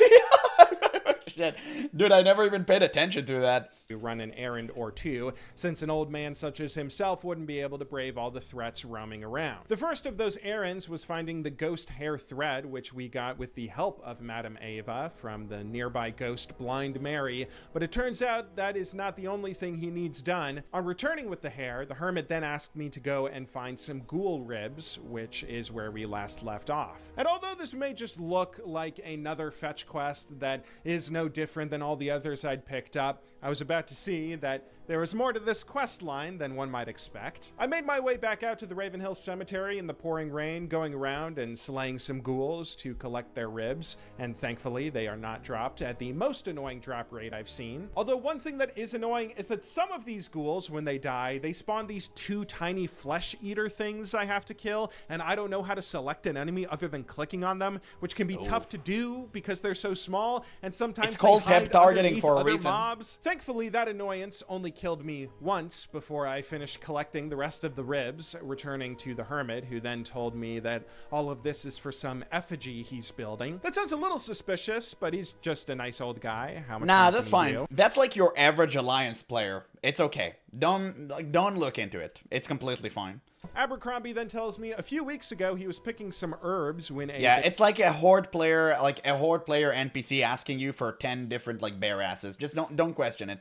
Just give it to him, okay? He needs that. band of ogres attacked, forcing him to drop an important crate of tools he had on his person before fleeing. He asks me to go find the crate, and I'm happy to do so, as it should be found in one of the last few areas I haven't explored in Duskwood yet, this ogre encampment to the south. Although, I also don't know what this big, mysterious center of the map is either. I should actually mention that whoever designed this region did a great job of laying out all the content. Each new quest line has unveiled some new part of the map for me, which has gradually painted a picture as to what's going on. It is literally the best zone in World of Warcraft. Warcraft. Still this big, mysterious void that I haven't had a reason to go explore yet. It's really fitting that the most spooky and cursed region of the game so far has this weird, spooky centerpiece on the map. Anyway, I head south to the ogres, and I'm kind of curious why ogres are here in Duskwood, spending a bit of time exploring their encampment, happy as it leads to finding some more mining nodes I can grab. I need to be catching up on my mining a little bit. I do manage to find one crate that at first I think is what I'm looking for, but then I realize it's just a food crate that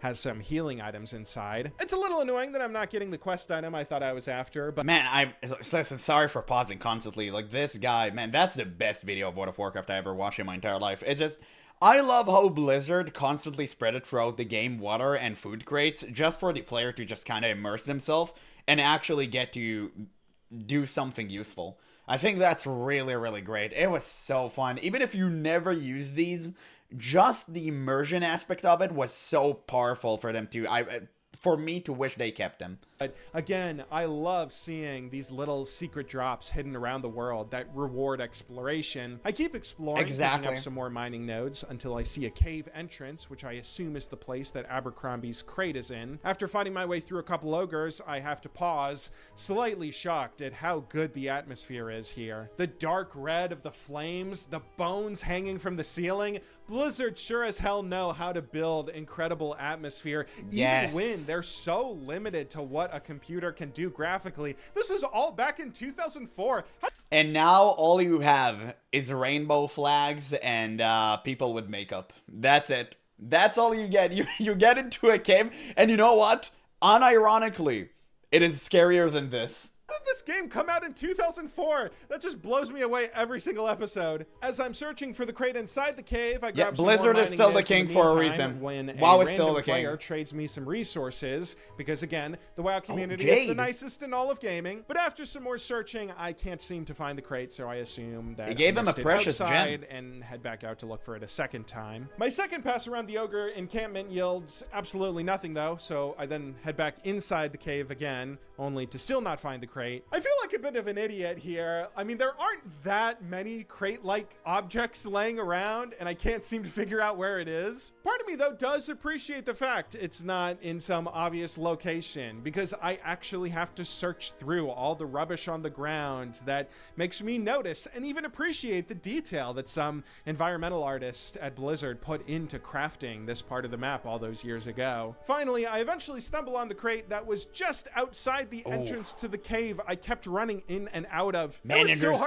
there's no indication whatsoever it's actually there. You kind of have to go over with your mouse and just and just like do this like a madman. That's crazy. I love he actually plays this way. It's so refreshing. To see when I was watching he this gets footage to back actually and seeing enjoy the myself world. pass by it over and over. After getting Abercrombie's tools, I return to the Hermit, delivering them, which seems to be the last big task. The Hermit then seems very happy for some reason before giving me a note to go and take to the mayor of Darkshire. I head back to town to deliver the note, and as I've mentioned before, it's so cool that WoW Now he's lets about to you find read out. messages that NPCs tell you to deliver to one another, learning more about the story and lore of what's going on, so I'm pretty eager to open this one up. Then I see the letters on the note flicker and dance across its surface, making it impossible to glean any information. I did not expect that. Talk about subverting expectations. Now I'm suddenly a little bit worried that maybe whatever Abercrombie's up to isn't anything good. On showing the note to the mayor, he seems pretty confused as he's never heard of this person and certainly can't read whatever the note's about. So he tells me to take the note to the Darkshire historian, who translates it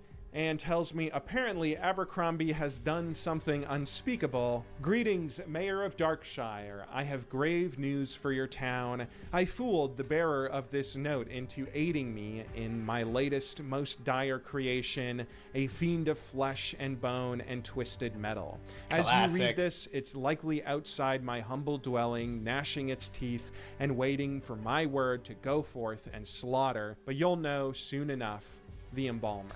Okay. Damn. Oops. I take the letter back to the mayor, and he promptly tells me that although I may have been motivated by kindness, I kind of just doomed the town. He then informs me the Embalmer is the name of a person told in local folk tales. Yeah, his wife Apparently, died, right? He was a kind alchemist until he was driven mad by the death of his wife, Eliza. Yeah, I remember that. After attempting to restore her to life using dark magic, he placed his own heart inside his dead spouse, succeeding in bringing her back, but cursing her to be a zombie with a hunger for human flesh, forcing the Embalmer to keep her buried deep in the earth. Okay, another pretty metal story here in Duskwood. Crazy how Blizzard knew to craft such meticulous quests. Oh my god, like they did it so good. Like meticulously crafted these quests that are so genuine and humane. It was, even though it sounds like pretty metal and actually dark, like it had meaning. It was so good, man. And you weren't the hero of this story. You were essentially the villain. And also, you just took part in someone else's story. Like, that was beautiful. That was crazy good. And then told that the Embalmer's heart is the source of his power, and if I can retrieve it from his dead wife while bringing it to the mayor, we might be able to save the town. But as all that's going on, some scout enters the room telling us that a terrifying thing is headed this way, with the mayor telling the man to go and prepare the night watch. I quickly start sprinting down the road towards the... Is there a worse fate than being a night watch in World of Warcraft? For an NPC, story-wise? Not only they're malnourished, undergeared, Stormwind doesn't care about them, they're left abandoned, they got a big-ass zombie coming their way every single day. Like, is that good? I don't know, man. I'm not feeling it. I think they suffer the most. Balmer's place to find his heart, and as I run, the scout it's either that or being born a gnome. sprints ahead of me, yelling, "Beware, a threat lurks in the wild." As I come to the fork in the road near the cemetery, that's where I see a scene starting to unfold. The usual quest givers here are banding together in the center of the highway, preparing for whatever threat comes lumbering down in the distance, and that's when I see the abomination from Warcraft Stitches, 3, yeah. Stitches. Oh God, I just saw his corpse at the end of last episode, not knowing where he came from or what he was doing. I certainly didn't know I was the one that caused the town his wrath. I pause and prepare to fight alongside the Night Watch. He's a level 35 elite, but with 5 of us here, we should be able to take him down, right? Nope, he goes off and just starts 3-hitting each one of these poor guards, killing them one after another, which scares me from running in to tank him until a few are already dead. By the time I jump in, I realize I can't take him down myself, not even with the help of everyone still alive, and in fact, I'm about to die. That's when I try to run away, and my RuneScape player brain kicks in, trying to find a safe spot behind this fence just to stall as long he's as kiting. possible. New tactic. But that's when He's doing that. a much higher level player comes to my rescue, seeing the pathetic scene from down the road, and thank goodness that they Damn. are a Wait, very an actual talented based hunter who and can enjoyer? actually help subdue the abomination. This high Rare level hunter W. Lerlin and her pet cat help me finish off Stitches, once again returning him to a lifeless corpse, saving the town. Thank you so much, Lerlin, for saving my sorry ass. This was such a cool moment. Most of the times when I play MMOs in the past, any kind of boss in a quest like this is always fought in an instance rather than out in the open world. Having the big villain of this quest line be something that's actually roaming around the world among everyone else not only makes it all the more terrifying when I see him slaughter regular quest-giving NPCs, but it also makes him feel all the more real since he's something every player in the world can see and has to deal with. And also, it gives consequences to your action. The world is responsive. You actually made something happen. I think it was Gabe Newell that said that. Like, you get a narcissistic injury whenever you do something and the world doesn't respond. And World of Warcraft and Blizzard back in the day knew exactly how to treat that.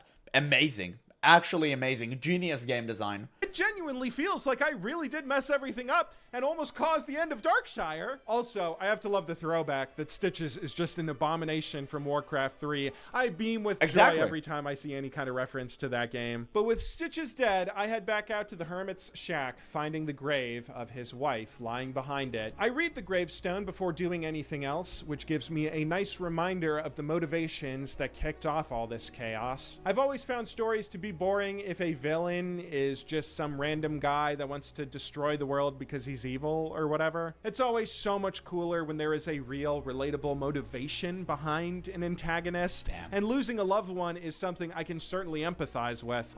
Imagine him watching current Blizzard villains. Like, do we even know why Zelotef is doing what she's doing? Like, I don't think we do. We saw a glimpse of her story and nobody cared. It didn't make any sense, and I bet it won't in the future too. It's so disheartening to see all of that unfolds. Like, he doesn't know, man. We need to shield him. Dig up the hermit's wife who tries to eat me and apparently succeeds. Shit. Just get her. I died, not realizing I need some help to do this quest. She is a pretty tough elite herself. But after reviving and getting a couple strangers in region chat to come around, I managed to slay Eliza and grab... Zelotef exists to make money, same reason anyone does feet OnlyFans. Oh, God. Oh, no. Next patch, or next expansion, sorry, she's gonna get a toe ring and Reddit will go crazy. Abercrombie's heart from her chest cavity. I take his heart back to the mayor, who thanks me for saving the town, assuring my name will be written in their history books and rewarding me with a pretty awesome shield, the Crest of Darkshire. And you know what? This story, it was great. No disappointment whatsoever. It was amazing from start to finish. You know, I was just talking earlier about how cool it is that RuneScape keeps the logic of an MMO by starting off quests with hapless adventurers accidentally helping out villains. I had no idea I was about to run into the exact same thing, and it works just as well here. After all, it wouldn't make sense if I just came into this game and had some random NPC giving me a quest saying, "Help, you're the only one that can save us from the Embalmer attacking our town." But it does make so much sense in a world filled with with random adventurers running around that one idiot would be gullible enough to accidentally do a quest helping out the embalmer that almost levels all of Darkshire, with the added awesome flavor that it takes actual groups of other players to set everything right. One of the more fascinating things about this quest line, though, is that I might have actually appreciated everything all the more, specifically because I was coming to this quest after I experienced all those disappointments leading up to it. I mean, I was just going through so many simple quest lines to kill a certain number of mobs, or collect certain items, or deliver this message, so it didn't feel like anything was amiss as I was going and doing the exact same tasks just for another NPC. I actually didn't pick up that anything suspicious was going on until I was already a few steps in. I assumed I was just helping a weird old guy that Madame Ava was worried about. Actually, why did she send me to Abercrombie anyway? She was the one that wanted me to check up on him in the first place. This is all her fault. One of the things this quest reminded me of more than any other. Damn, just putting the blame on anyone else. When you have delayed gratification in a game. I don't know if it's just developers not trusting players' patience nowadays or what, but it feels like so many online. Yeah, my Twitch stream went down for some reason. What the hell happened? Okay, I guess I'll check it out later. Is the YouTube stream still running? It is. I don't know what happened. I guess, again, Blizzard is constantly sending people after me. That's crazy. Okay, at least the YouTube stream is still running. Okay, interesting. I guess Twitch shut it down or something? I don't know. I'll check it later. Let's finish the video. Games today just throw you immediately into high stakes action and never let off the gas pedal. Everything has to hit the ground running. Everything has to be instantaneous. At least in the world of online games, people seem to come in with this expectation that they are experiencing the best and most intense possible gameplay right from the get-go, no questions asked. But I don't know. I don't think that's as fun, at least not after a while. A story can't be non-stop action. You need to have slower moments to appreciate stillness, sit with events, and let a narrative breathe. Even in multiplayer games that have no story, you really should have moments of downtime before the exciting, game-defining action occurs. It's because of those smaller moments of build-up that the big, exciting plays feel all the more big and exciting. And that's certainly true in MMOs. The excitement that comes from getting a rare drop, or accomplishing a tough achievement, or even doing something as simple as leveling up, that only feels good because of all the hard work you had to put into it. If a game is nothing but an endless stream of shiny rewards given to you one after another, then no reward means anything. You gotta let me breathe before you throw another pop-up my way. But yeah, Abercrombie's quest line, it was absolutely incredible. Somehow Duskwood now has 3 of my favorite quests in this game. How is Blizzard so good at making spooky regions? Drustvar was also my favorite zone in retail too. They have a real knack for this. But you know, honestly, of all the things I've talked about in this video so far, one thing that's really surprised me the most about classic WoW in my playthrough is how the game feels like it's getting denser the longer I play. Normally, MMOs don't do that. Normally, MMOs either have content that's front-loaded at the beginning or back-loaded at the end, or maybe both. Developers obviously want to have a very curated introductory experience, putting their best foot forward for new players in the early levels to actually sell the prospect of players playing their game for a few thousand hours. So it makes sense there would be tons of well-made content placed right at the start. But you also have to make sure you're constantly adding all kinds of content to the end game for the sweaty players that max out their characters too fast and then constantly demand. No, you don't. You don't. Just aim for the 70 to 80% of players in the middle. You do not have to cater to the 1%ers. This is something that I constantly say. If they want to play a game and sweat it out, go play League of Legends, go play Counter-Strike, whatever.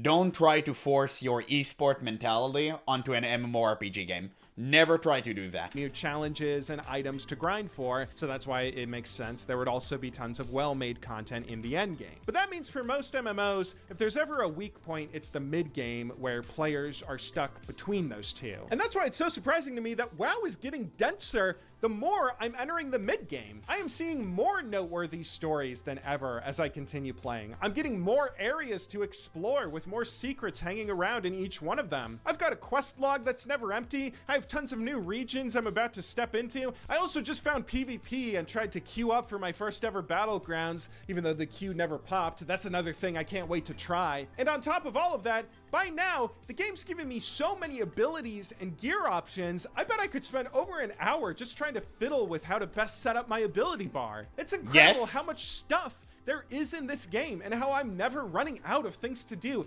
even as I finally start to wrap up the starting zones that I first came across. And it's crazy that people will come into Classic and tell you there's nothing to do. That's the crazy part, because they're seeing it from the lens of a retail degenerate. That's their problem, really. They're just looking at it from perspective of someone who already experienced everything, and it's like, oh, Classic has no content. But if you see a new player play, you understand that Classic has the perfect amount of content. Maybe not in the end game. The end game is a little bit dull and you just raid log your way in, but that's not a huge problem. Just go play other games. It's fun to just log in once or twice a week, do your raid, get your items, hang out with your friends you met online, and just go play something else. Or touch grass. Like, that was good. I don't like the fact that retail constantly forces you to log back into the game. I don't think that's healthy. I think videos should let you go. Video games should let you go, especially MMORPGs. You don't need to constrict the player. You should give them the freedom to go back and forth however they like. And I'm still unlocking more. While I was wrapping up the Abercrombie questline, a guildmate messaged me saying they noticed I hit level 30 and hinting that I should really do the Whirlwind Axe quest, yeah, right. whatever that is. I realized it's a class quest. I haven't done one of those in a while, and now I'm pumped as hell to see where that will take me. It's a fun one. Maybe it'll take me to Darrowshire so I can actually get back to doing what I want to be doing more than anything also, else it's one right of the now. better looking I'll save items all in the that game. for next episode. Thank you very much for making it to the end of this one. If you enjoyed watching, it was please amazing. go ahead and subscribe so you can... No, this guy's making the best World of Warcraft content out there, and he's not even a WoW player. That's a crazy part. It's insane. I'm gonna leave you guys link in the description and also a link in the chat, so you guys make sure you actually get into that. Subscribe to him, like his videos. This guy is a phenomenal content creator. Wait, let me see just why the Twitch stream is so fucked. Wait, give me 1 second. What the hell happened? Okay. I'm offline. They just like shut it down? The problem is I don't really know how to renew my stream without shutting off the YouTube one. That's the problem.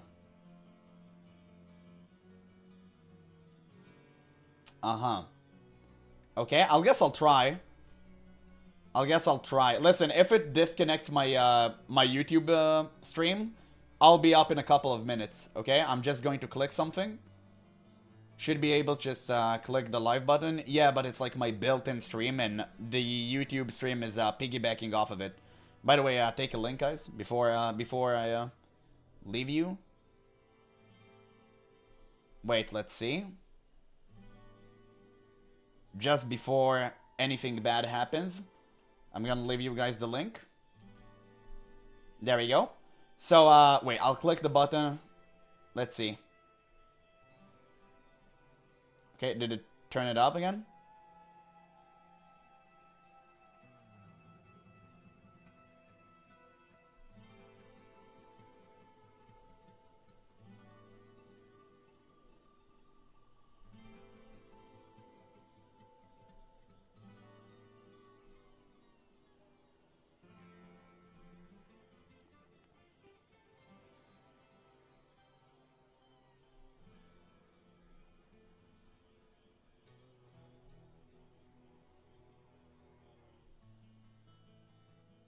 Okay.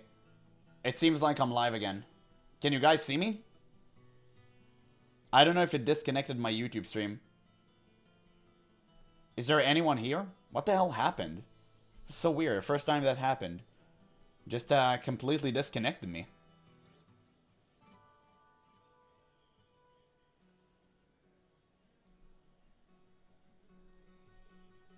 Let's see. All good? Okay, great. Okay, so YouTube works. Is Twitch working? I don't know what the hell happened. Oh shit, wait, what? Oh, thank you for the follow, Methanox. Thank you so much. Okay, we back. Yeah. I have no idea what happened. I really hope it won't happen again. I have absolutely no idea what happened.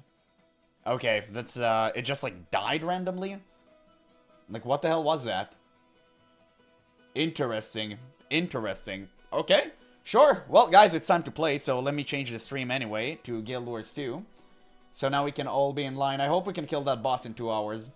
Surely, we will. Guild Wars 2. Save. Twitch.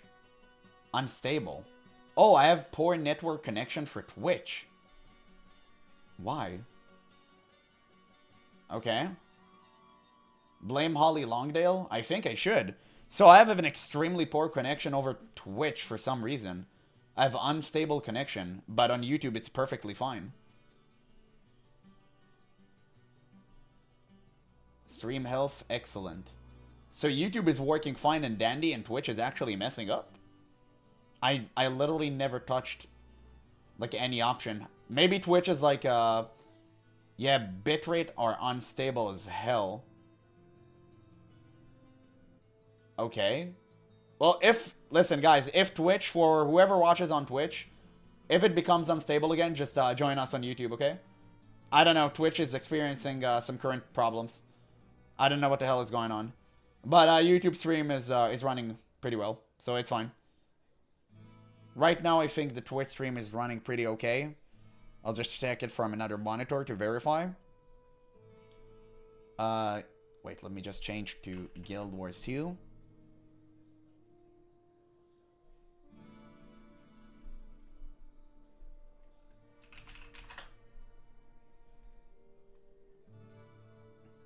There we go.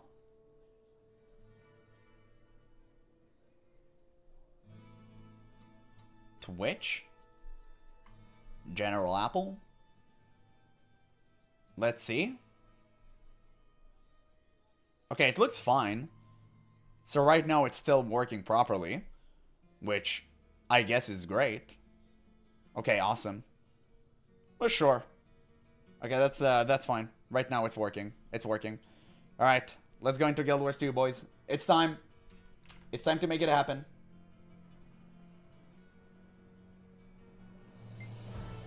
There we go. By the way, tomorrow is World of Warcraft, if you want to watch me play World of Warcraft. Tomorrow is the day. So can we try to gather a bunch of hoodlums to work together and actually do the thing? If we're not, we can just do story, I guess.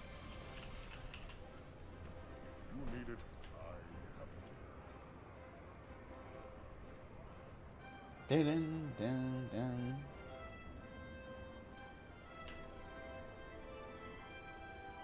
There we go.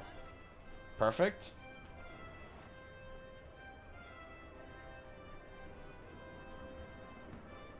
Tomorrow World of Warcraft? Yes. I'm going to try and incorporate it as a daily thing. I just need to find a day how. Because I'm playing Guild Wars 2 and Where Winds Meet, and it's very difficult to kind of get all of these games. I'll try to find a way. WoW is probably going to be on the weekends, though. We're going to Giga play together. But whenever Classic Plus comes out, surely it will be a daily occurrence. Don't even worry about it. Okay, let's try to get a group of Bruin, guys. Let's try to get a group of Bruin. We need to get in. Waypoint is selected is contested. Bruh. Wait, you have Tarir? Oh, it's 10. No! I missed Tarir by like a couple of minutes.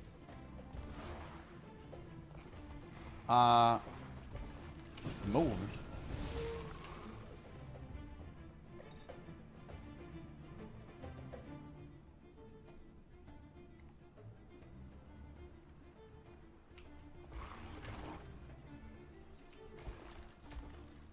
Damn. Imagine seeing Tarir empty is hurting my soul. It's actively hurting me. I can't do this. It just saddens me deeply. I guess. Okay, I guess I'll do some other stuff while we wait for a group. If we don't have enough people, I'll just do the story, but I really wish we have enough people. What did I want to do? Where's the fungus among us? When will we start Path of Fire? I'm pretty close to it. I think Let me see.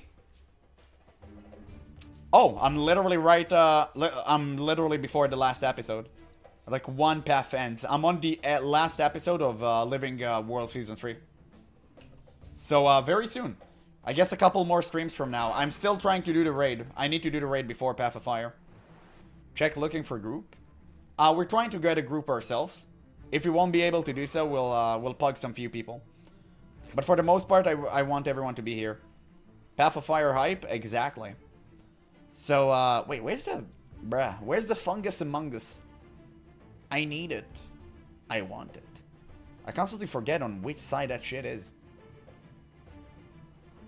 Oh, there we go. It's there. I found it. Don't even worry about it, boys. Place a mark on it. And I'll go there. Just give me 1 second, guys.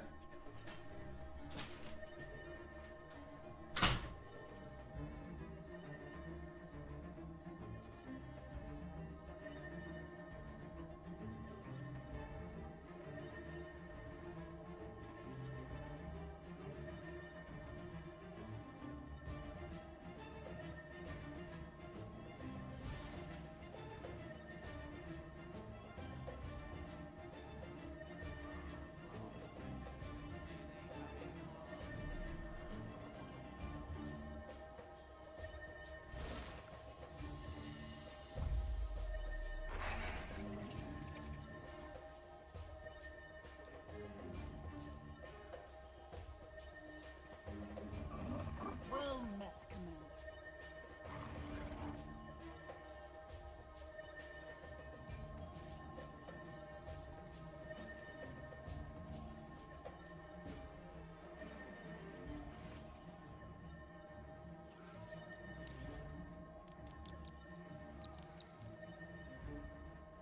But my work is not finished.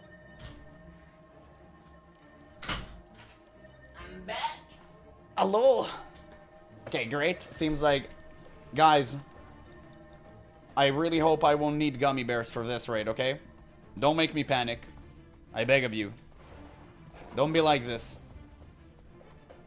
We can come with 4 people in about 20 minutes if you still need by then. Oh, you're great. Yeah, that's good. We can wait a bit. It's fine. We're just doing like one boss. I can do some adventures in the meantime.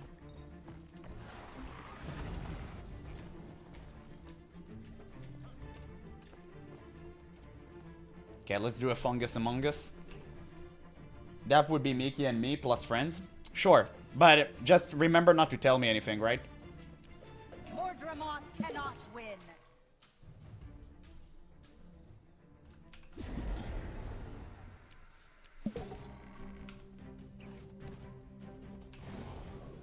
I'm not raiding, so no need for gummy bears. Nah, it's okay. Last time, you guys gave me a heart attack almost. I was surprised how many Guild Wars 2 players don't even raid. We say silent there for the memes based. Okay, good.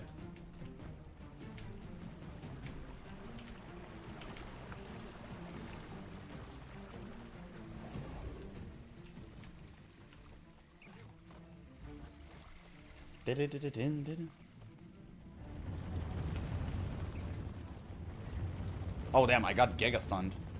Okay, it's completely fine, don't worry. Still gonna get the gold.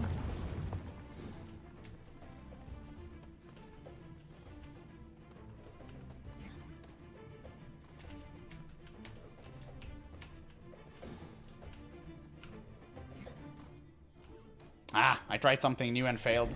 Miserably. All I do is world versus world. Based. I mean, it's crazy how you can play Guild Wars 2 in so many different ways, right? That's like kind of the cool part of this game. You can play it really any way you want. Like, that's the beauty of it. Damn, guys, we reached a point where I start losing viewers whenever I turn into Guild Wars 2. Imagine, it used to be the other way around. It actually makes me happy, though. I think most of my viewership is starting to be like World of Warcraft players, and I actually really like that. That's a good thing. I'm building upon these WoW foundations. Even though I love the Guild Wars 2, guys. I really need WoW enjoyers. That's what brings home the bacon. I need to lure them in.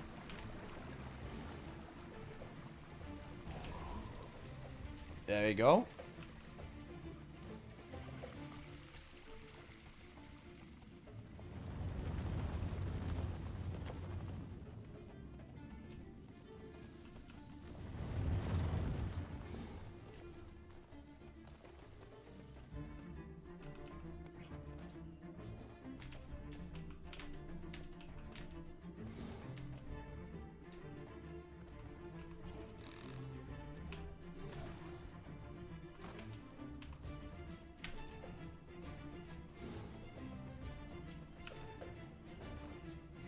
There we go.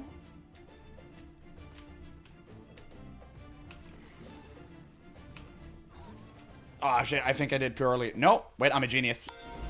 Okay, I think I broke your record. Oh my god, I'm so close to you, Barbuck. Oh, you motherfucker, you did it 2 seconds before me. One day I'll get it. One day I'll get it. Maybe Guild Wars 2 aren't coming as much anymore because of those statements. Nah. I don't think so. I think Guild Wars 2 players are just, unfortunately, they've been conditioned for a certain type of content. And whenever you do anything else, like, it doesn't work. Your game is insanely laggy because of the heat. Man, you're already making up excuses. You eat bacon? No. Bro is trying to beat an 8-year-old record. Dog.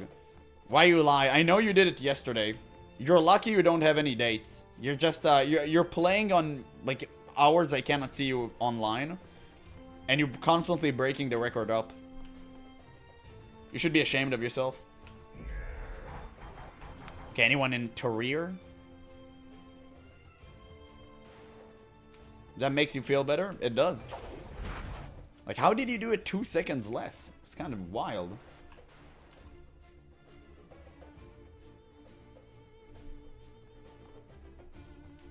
Okay, I guess we'll wait 20 minutes. We're gonna have 4 more people. And that would pretty much... No, we're gonna have like 6, I think. Oh, Rose, you're here. Been gone for a while. I thought you would have been to the best expansion by Guild Wars 2 now. Nah, I need to clear the raid, unfortunately. That's a huge problem. Because it's been a huge hurdle. It's a difficult raid, I guess. Today we're gonna clear the other boss. We're gonna clear the second boss of Wing 4 raid. So surely we'll be successful in doing so. But after that is the story. Right now I'm here. I'm in the last part. Yeah, GeneralApple farming those invisible boots. Exactly. Nobody even wants to join. Nobody raids in Guild Wars 2, which is, as a WoW player, is just a crazy concept for me to grasp. Like, I don't know, because I came from World of Warcraft, and for me, whenever people don't want to raid, it's like, what are you doing inside of an MMORPG if you don't want to raid? But, I don't know, maybe that's just me. Like, I'm too World of Warcraft pilled at the moment. It's cool that you can experience the entire game, like, without raiding, actually. Let's see. Oh, Rose, you're about to stream. Let's see what the fuck you're doing. Let's build a D&D encounter. Oh, my God. Now, that's the first step in becoming washed up. And you level up in FF14. Okay, that's based. At least you have that. What are you up to? Waiting for people to join the raid. We're gonna kill the second boss of the Wing 4 raid. I just need to wait like 15 minutes until more people would arrive. I didn't even like raiding in World of Warcraft. I did like healing Mythic Plus though. Yeah, that's fine. But in World of Warcraft, the problem is you have no other option, right? In Guild Wars 2, you don't even have to raid. Like, that's the crazy part. You don't even have to raid. In Guild Wars 2, you actually have different, like, avenues you can take. That's the best thing.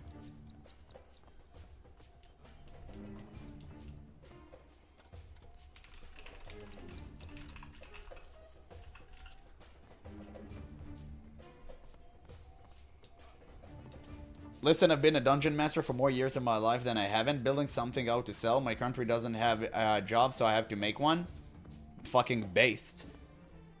Damn, you were a dungeon master? Dude, that's crazy. That's actually impressive. You see, I didn't know this. You're a multifaceted person. But if I would ask the common Guild Wars 2 enjoyer, they would have told me you're an AI supporter and that's it. Absolutely. But truly based. Good one. Like, I love D&D more than anything.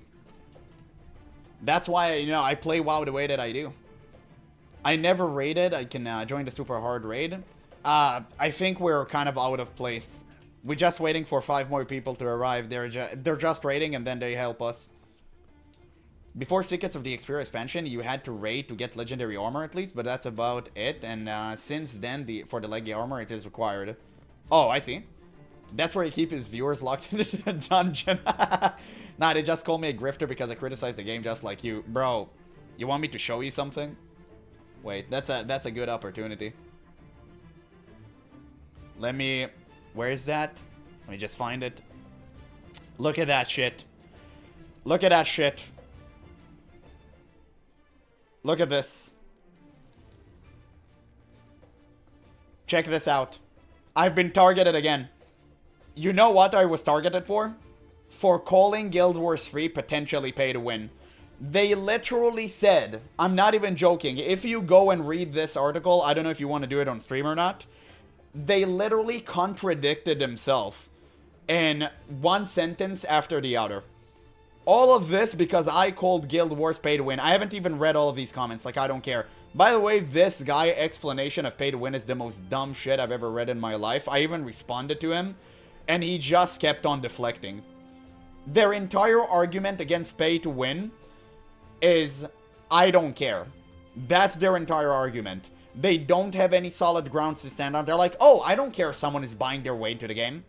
And it's like, okay, cool. But that's argument from authority. I care. So what do? You don't care, I do. Okay, so who's right, who's wrong? Right? That's why you never bring up argument from authority.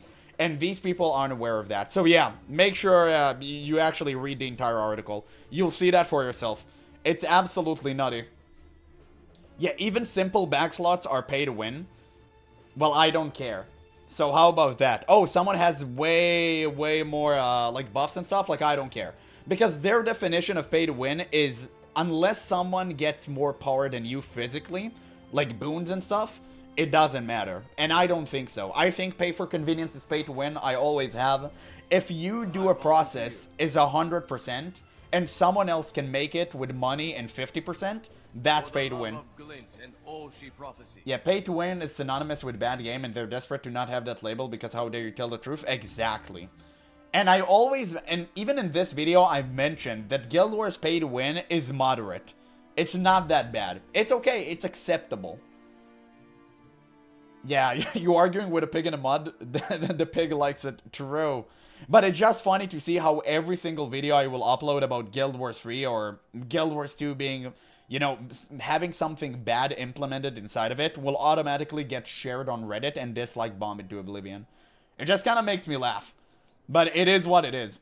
I mean, this entire argument is just stupid. And, like, remote banks, all of that stuff. Like, people literally think that remote banks and all of this is, like, okay. And, I mean, which one do we have? Wait, let me actually go back to Guild Wars to actually kind of check for myself.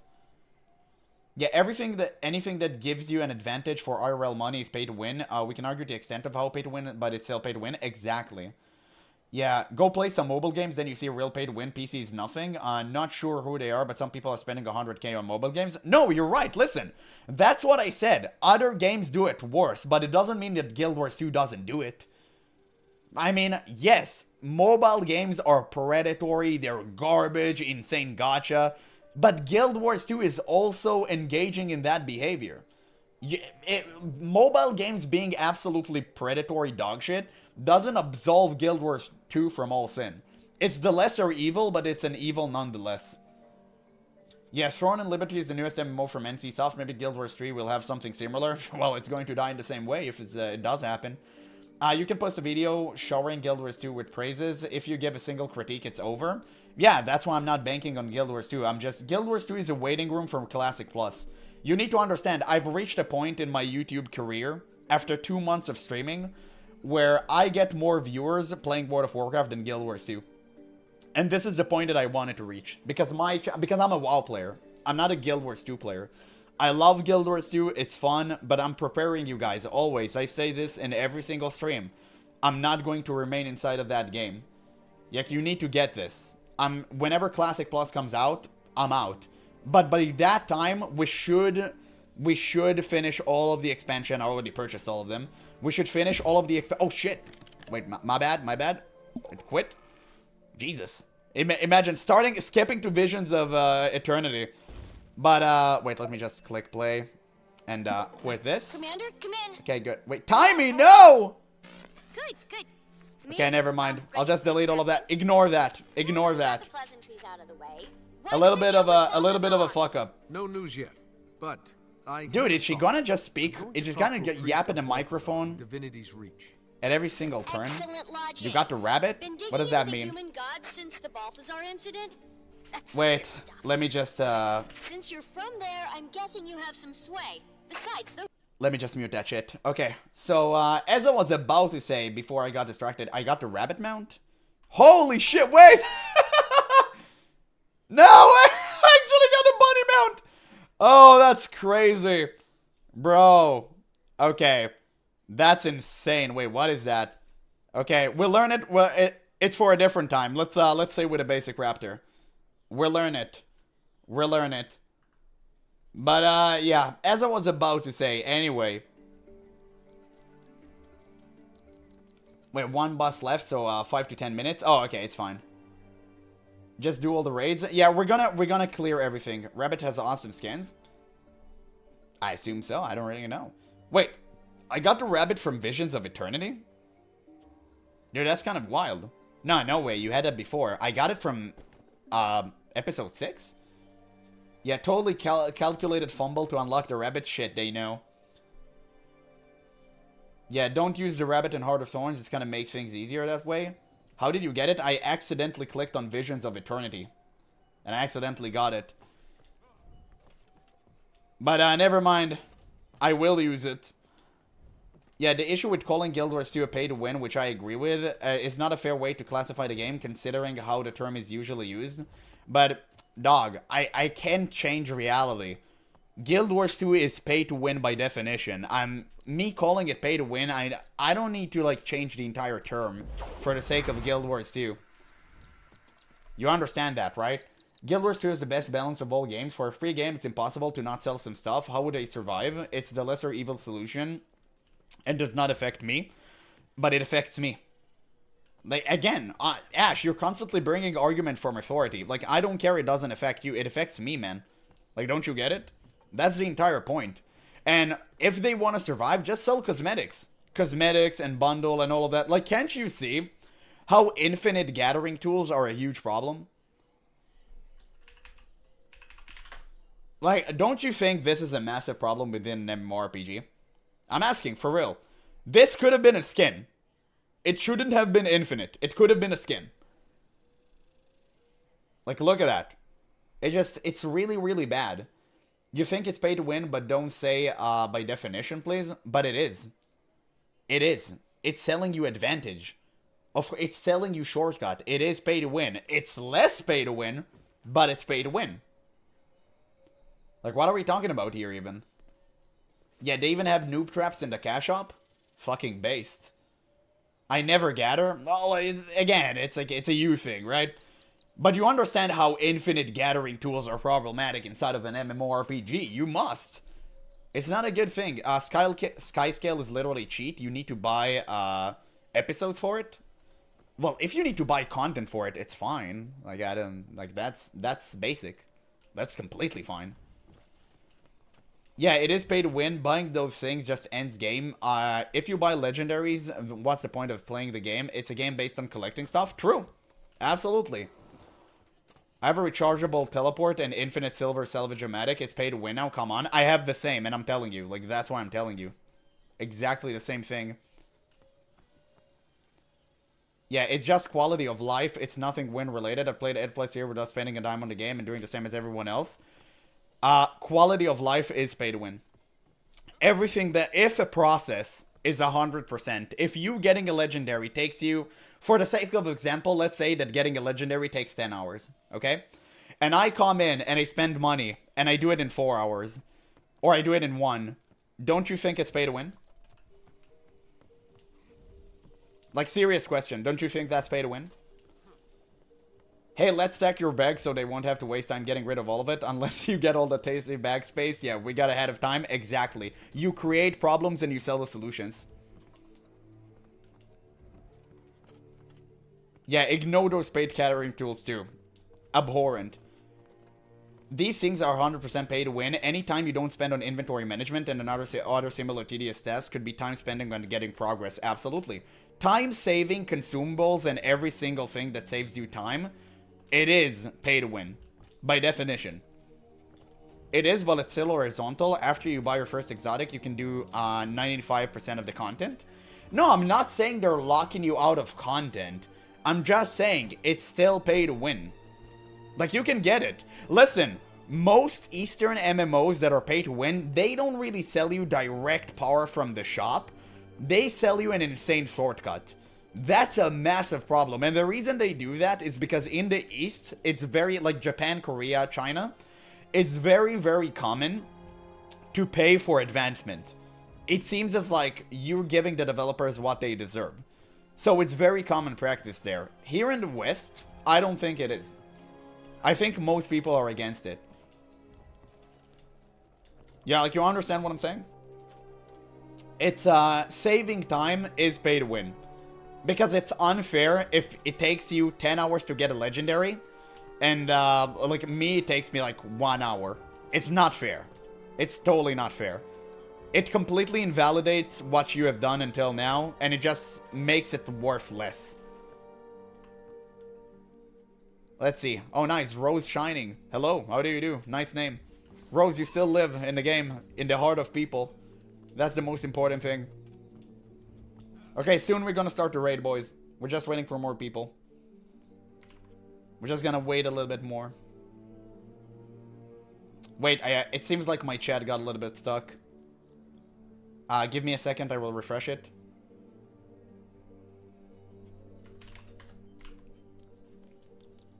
Okay, there we go.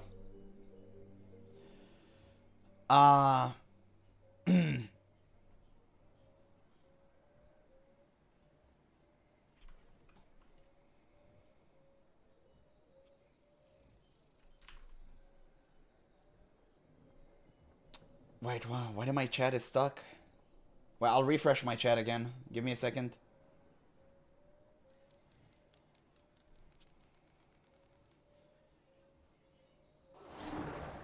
Okay, I refreshed it. It should work now.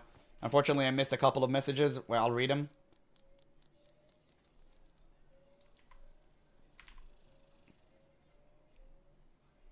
Wait, sorry, I missed a few messages. Deity, I've seen you wrote something. Quality of life is not pay to win by definition. It is. Quality of life is a euphemism for pay to win. And if you can't see that, then I cannot, like, literally explain it to you any other way. I bought all the quality of life stuff and using gold. I've never felt like I was forced to buy that stuff. Sure, it's more time, but I never felt like it was super demanding and impossible like other pay to win. Exactly. I'm saying Guild Wars 2 is the lesser evil, but it's still evil. I mean, it's not as tedious as Terra Online used to be back in the day, where you literally could not level up unless you paid real life money. But it's still tedious. I have no problem if you consider the game pay to win. I don't. Just don't say by definition, because it's not. It is by definition. You can disagree with it, but it's like a fact. Quality of life is a euphemism for pay to win.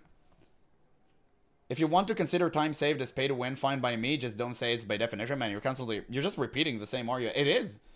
Listen, most people in the West consider time saving and quality of life as pay to win. Like, if you don't, that's different. But most people do. Like, again, you didn't really answer my question. So, if it takes you 10 hours to create a legendary, and I can waltz in and just purchase this legendary with gold, is it pay to win or not? Like, answer this question. I'm interested in hearing your answer. Fuck Terra, I hate Terra. Fucking based. Yeah, you're paying to have fun in a game without dealing with all the hurdles the developers added specifically to force people to pay. Exactly. Yeah, Well, how would they make money otherwise? Literally no one would invest in an MMO that doesn't make money.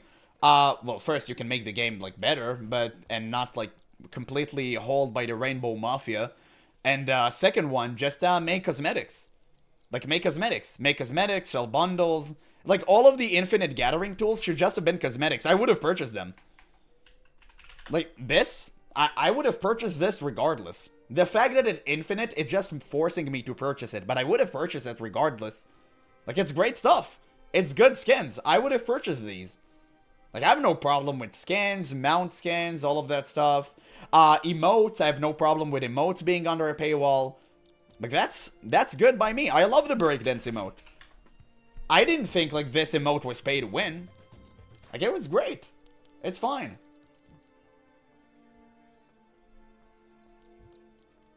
Yeah, if paying to have fun without dealing with artificially gimped inventory management isn't pay to win, I don't know what is. Exactly. Yeah, we aren't attacking ArenaNet. Like, we understand why they do what they do. Yeah, I don't know why Crab is speaking to me. I don't know the numbers exactly, but I think most money still come from skins, so no point in having quality of life under gems. Exactly. Most people just purchase skins. Like, that's it. Exactly what we're talking about. Why do we have other words if only the most general definition counts for you? What do you mean by that?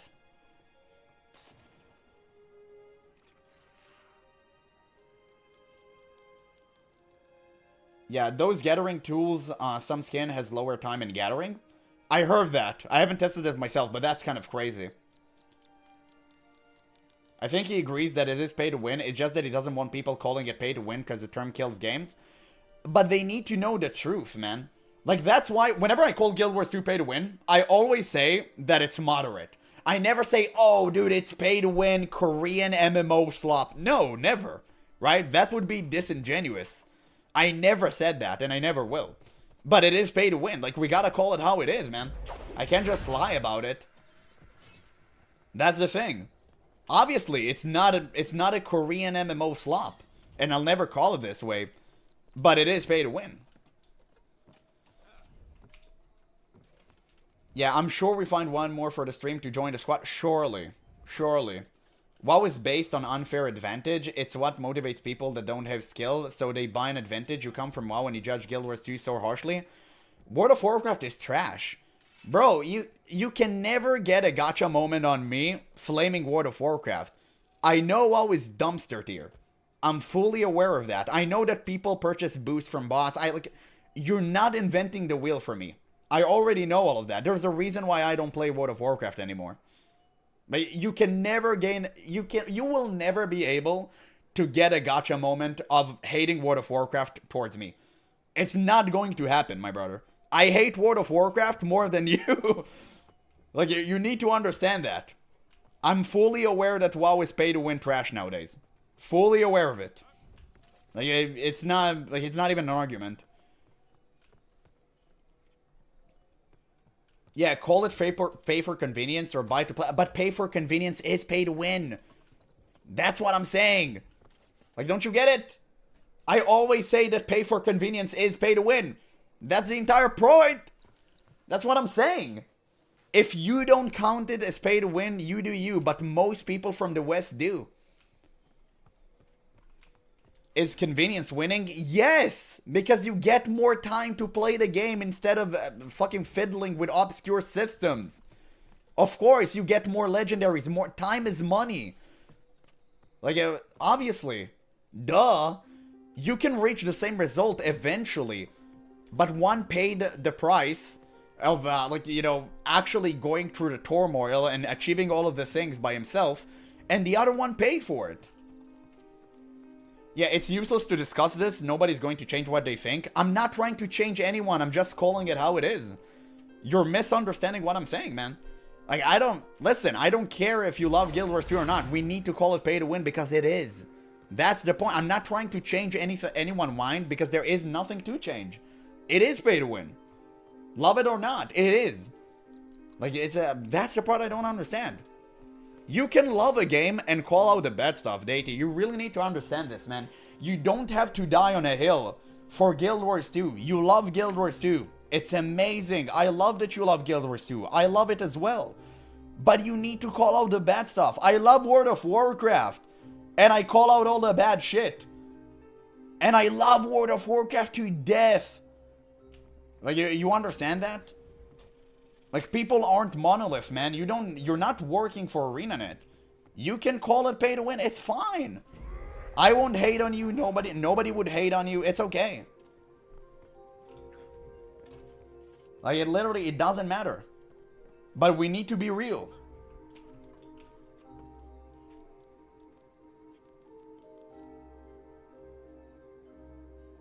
What? This argument is pointless? These people have been psychologically brainwashed by the psychologists behind these systems? These are literal courses in language? No, it's, you can make people understand. I don't agree with them. Yeah, no problem calling the game pay to win if you consider quality of life as winning. Oh, okay, so you agree. Okay, good. Okay, great. I'm a first hour WoW player too. Well, then it depends on how you define win. I don't see anything I can buy on Guild Wars 2 as winning. Again, that's you. I think most people from the West would agree that pay for convenience is pay to win. Like, that's the thing. But again, guys, no one answered my question. Maybe I missed your response. Can we go back to the example I made? If you buy a legendary, if it takes you 10 hours to work for a legendary and someone waltz in and just purchase it from the cash shop, or sorry, like the auction house, whatever, isn't that pay to win in your mind? It's not? How is it not? How it's not pay to win?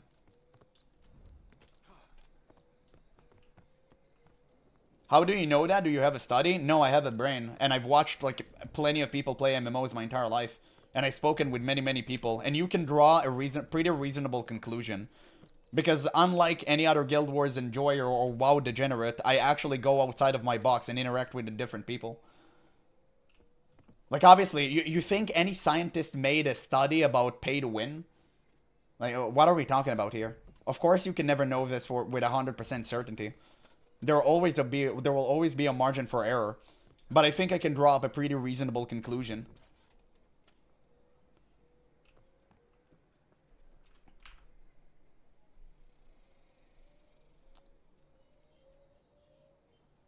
Yeah, I didn't even know there was an infinite gathering tool. I'm new to Guild Wars 2. There's a lot I'm learning. Well, welcome. Yeah, I play without extra material storage upgrade and it feels like... Oh yeah, it feels bad. When people can keep 200 and 500... Yeah, exactly. You really do need this. Like, the material storage is insanely powerful. Guys, I'll teleport to you. Are you there? Teleport to you? I forgot we need to do a raid. We got carried away. I stated what I think, that's it. No, but did you answer, like, the legendary analogy? Like, don't you think it's unfair if you work 10 hours your ass off for a legendary and I waltz in and I purchase it with real-life money? Like, don't you think it's unfair towards everything you do? Don't you think it's invalidating your efforts? Like, I don't think you deserve it. If I come in and I pay real-life money for legendary and you had to go through such a hassle to collect everything, to do it right, like, it's not fair, man. Like, it's not. I can't see it as being fair.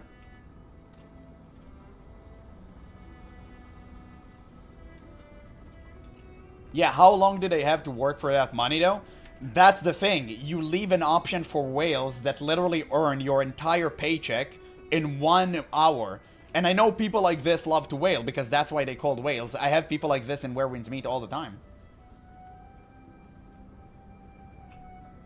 Like, they're insane, man. Like, people are earning insanely copious amounts of money, and they come into our MMORPGs and they invalidate our effort, and that drives me fucking nuts. Because that is unfair. I don't want to see anyone with a legendary and think to myself, did this guy work for it or not? I don't want to do that. The legendary is a skin. It's not a skin. It represents something, man. It's not only a skin. Like, I understand that your definition of pay to win is as long as someone doesn't have a damage boost, it's fine. But that's not true. MMOs are more than doing DPS. It's the social aspect of them. And whenever you need to work hard for a legendary in Guild Wars 2, and someone waltz in and purchase that shit, it's bad. It just feels bad. It's supposed to mean something.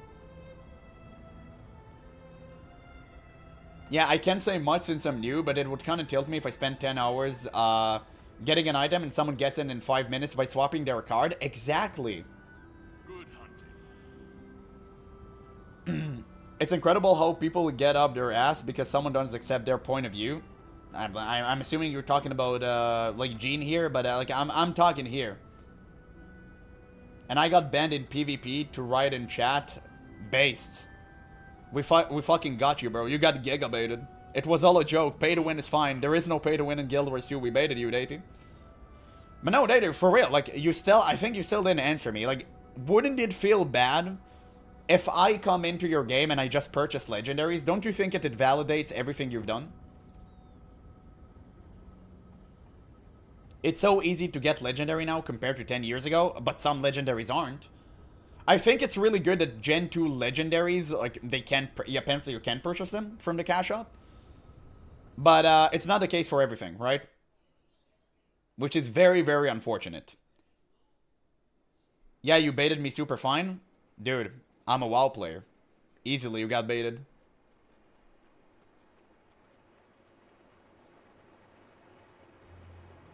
Yeah, I knew someone that bought it with real money and was showing off. Classic.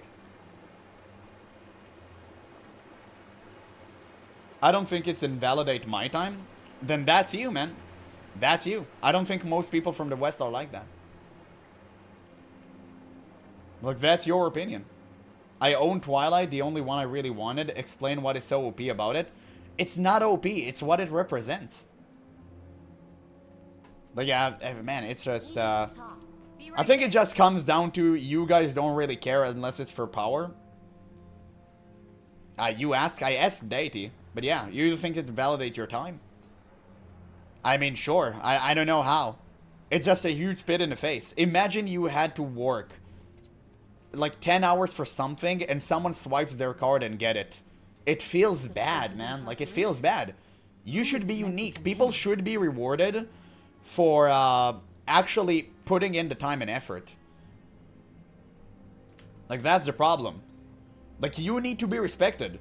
And it's funny because you don't understand my point of view and I'm like trying to defend you. Because Guild Wars 2 is all about collection game. And it just sucks balls when someone have to pay for it. What you asked me, I missed it. I asked if I have to work for 10... if you have to work for 10 hours for a legendary, and I waltz in, and I swipe my card, and I get the same legendary in 5 minutes, don't you think it invalidates your effort? You can walk further, people. Oh, I thought the boss would spawn for some reason. Yeah, I'll walk. Wait, hold. I just want to wrap up this argument. It's gross? Exactly.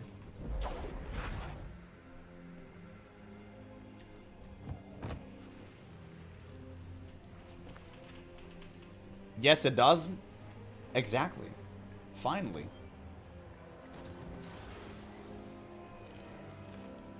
/GG to join the group. Bruh. You lied. I don't think it invalidates my effort. Why? You had to work for 10 hours. This guy came in and bought it in 1. It invalidates my effort, sure, but it doesn't give you any advantage, in my opinion. Refreshing. It's not about advantage, man. It's about, like, MMORPGs are more than big damage. It's the community effort. Whenever you get a legendary, people should look at Deity and be like, God damn, this brother put in the effort. They shouldn't think, oh, he just purchased it. Like, you get what I'm saying? It's the social aspect of it. Time is money, brother. Exactly. I said this, like, at the beginning. Yeah, and also you waste so much gold, yeah, if you don't lose legendary. True. Absolutely true. It's just not fair. Also, it incentivizes the developers to implement systems that are unhealthy for the game. But I'm pretty sure we can all agree on this, right? Lead the way. Follow me. Like, it invalidates everyone's effort. And also, like, developers would be more incentivized to put more tedious systems inside of the game to make sure they sell you more stuff. What is that? Ooh, dirt pile. Just, I don't consider time spent as pay to win, because in Guild Wars 2, I can get what I need doing what I want. No. Okay, but it still invalidates your effort. And again, you can say, I don't personally care about it, and it's like, that's fine, that's you. But I think that most people care. But you cannot not call it like pay to win, because it is pay to win. Pay for convenience is always pay to win. Like, always, every single time. Were rebelling against their captors. That's the problem I really had. Judging from the trajectory of these spears, the attacker struck from a precise location. Wow. But where was he situated? Look at that, Jotun corpse. Wait, is the boss like literally here? The raid video is gonna start in the middle of the stock and it's going to be so weird. No, it's fine, it's fine. We can close it up, pretty much. We've reached the point of, that I wanted to just tell people about. But it just, it just really comes down to, I don't think, like, pay for convenience is pay to win or not. And again, this goes back as all this time itself. Yeah, gems to gold wasn't a necessary system. That is exclusively for whales. Exactly. And it always feel bad. Wait, what? Oh, we skipped the second boss or something? I swore to myself I'd never go back to jail. And yet, here we are. This one's for you, Sarantine. Yeah, we skipped the first. No, we're not doing the first. It's fine. We're skipping to the second one. We already cleared the first on command mode. Okay, let's do a mental reset. I've baited Deity long enough and all the other people in chat. Ash and Deity got baited hard. That's good. They got. We got him. So yeah, it's fine now. But guys, don't fight over chat. I've seen some people fighting over chat over that stupid shit. Like, literally, don't be a degenerate. Don't fight with each other, okay? We're not the WoW community here. Right now, we're guild warsing. Wait, where is the... Mickey's dead. Mickey died waiting. Damn. Not a gacha response, but do any modern multiplayers have zero pay to win? Seems a bit unrealistic. You mean any game in general or MMORPGs? I don't think, generally speaking, I don't think that MMORPGs can be free to play. What mysteries have we uncovered today? That looks valuable. I don't think they can. That's why, like, every single MMO has pay to win. Thanks for the bait. I'll be back for a bait in the next stream. I don't want the raid to be spoiled to me. Oh, you didn't do that raid? The prisoner didn't. Okay, that's good. That's fine. Okay, no problem. No problem. I'll see you around, my man. Wait, where's the boss? Any explainers? Is it here? We need to break through the hole. Kill it. Broken shovel. Mickey, break through the wall. Do it. Council held. I'll keep the stream running for the +1. Giga Chad. But what is this? Oh, we're here. Hello? Wait, we need to go back here? I examined the body. Guys, we need to do it first try, of course. Oh, take a shovel. We need to shovel our way to the boss? Okay, that's pretty dope. Okay, let's do it. Wait, why are we in a prison? It looks like Dark Souls. I actually really like this zone. It looks like Dark Souls starting area. Literally the tutorial area. Damn. They knew how to customize back in the day. Okay. Shovel? Any helpers? Okay, I got it. I got it. We shoveled our way through. We can go in, boys. Okay, so I'll remind you once again. Oh my god. Oh no, this is gonna be... Okay, someone activated the challenge mode. It's fine. Don't deactivate it. We're gonna do a challenge mode. We're not gonna do it the regular way. Otherwise, we're just gonna steamroll. So, guys, it's time to start. It's time to start a video. Let's all stand in line here. Let's make sure... Yeah, you activated it. Good. Let's all stand here. Let's start this fucking video. Come here, guys. Come here. I've got the target. Let's huddle up together. Claim. Okay. I need to figure this out. There we go. Okay. We can start. I believe in the first try. You shouldn't. Guys, it's time to officially start the stream. Only a couple of hours delay. It's fine. Now, We're about to do the second boss of Wing 4 Raid in Guild Wars 2. I am excited. We have activated CM mode. It's going to be extremely difficult. Some of you are going to die, but that's a sacrifice I'm willing to make. Now remember, you don't tell me what to do. It's a complete blind run. Make sure you're not even hinting what am I supposed to be doing. I want to figure every single thing on my own. Now, some of you already know the mechanics because, you know, you're a veteran. But most of us are newcomers. So it's fine. Most people here never even touch this raid. So don't tell me in the chat. Don't tell me in the comments. We're gonna make this true. Yeah, we're gonna just have a great time. Surely, we will get it first try. Don't worry. So, already, looking at this arena, what do we have here? We have a stone person. I think that's Lazarus. Yeah, that's Lazarus for sure. We have half...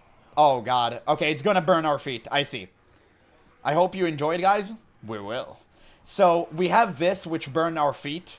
You don't touch this. You have to do the dance. It's like Hagen the Unclean from Naxxramas. And you have Dispel, and you have Protect.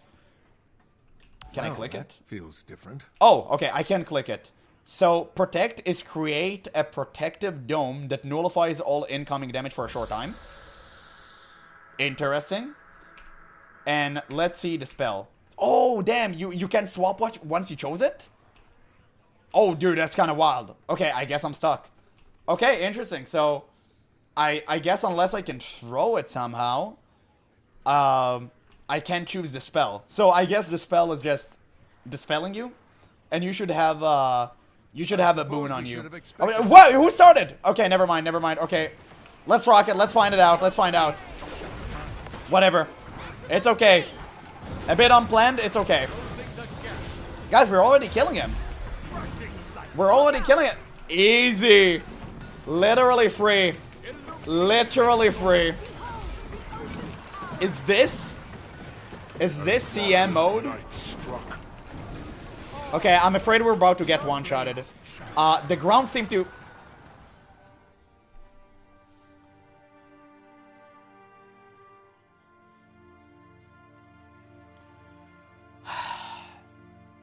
Okay. Let's continue. Let's see the mechanics. I'm going to use spectate mode. Okay, so we have Jade Scouts coming in and looking ominous. Oh, they have a debuff. Source Mursat Overseed. So he has a shield. Oh, damn, you got piked down. You got piked. Jade Soldiers, which we need to kill, I assume. And... Oh, we need to dispel the shields. I think we need to dispel the shields. These statues got hands. Easy. So, we need to dispel their shields. Surely. Air Attunement, cast air spells. Oh, it's just, it's a thing. Oh, it's a U. I thought it was an enemy. Okay. So, I think you have two Jade Soldiers. One that has a shield. I'm pretty sure we have to dispel it. And, the other ones, maybe we could just kill. But what do we do with the Burning Ground? That's what I didn't understand. I guess, okay. I guess we'll have to wait and see.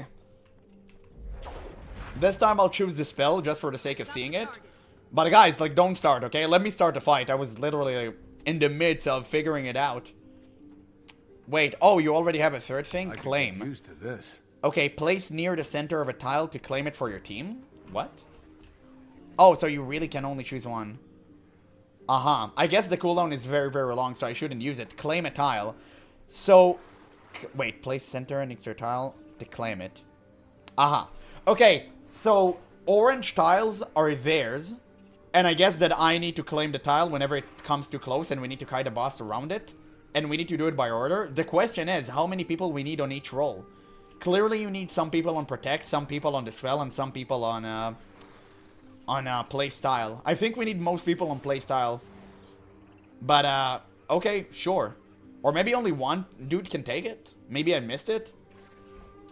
Never mind. Okay, never mind. You know what? It's fine. Did anyone take Protect? You guys all took your rolls? Are we ready? Dispel is for the shields, yeah? I'm assuming so. It just meant what makes sense.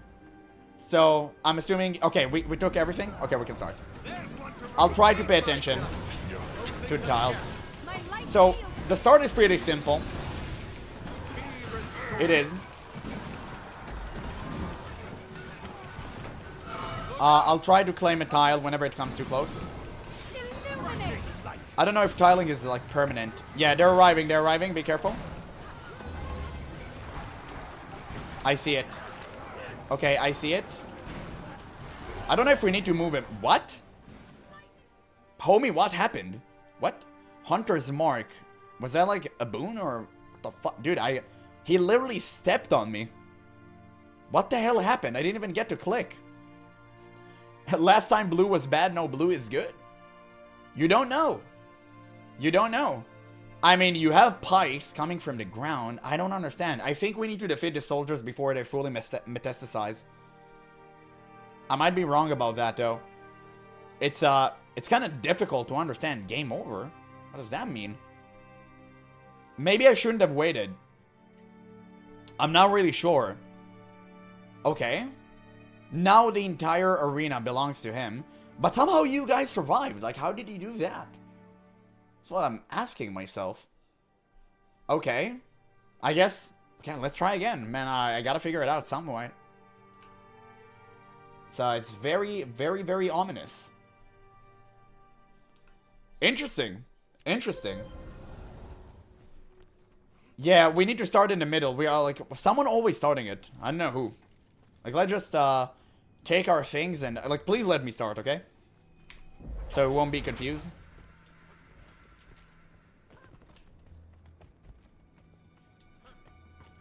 I'll take this. Try this out. There we go. This time we'll start here. So I think the battle starts the moment you take all of the things, right? So we need one homie to take Dispel. There we go. This time we'll start in the middle. I think it will be way fair. You can start. You can start. Click the thing, and let's cook him alive. Okay, there we go. I suppose we should have expected that to happen. My light shields me. I tried to claim a tile here. Let's see like how it goes.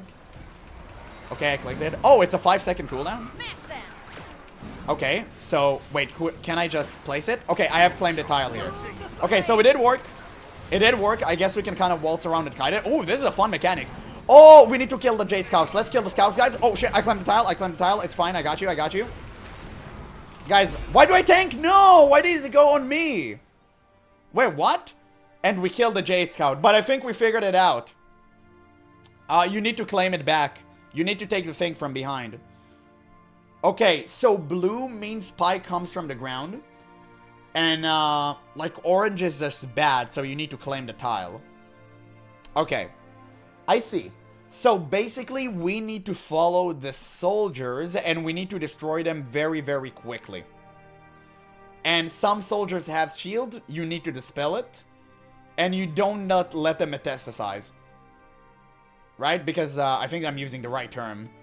You don't want them to come to life because they will mess us up, I think. Oh, you kill them fairly quickly, so...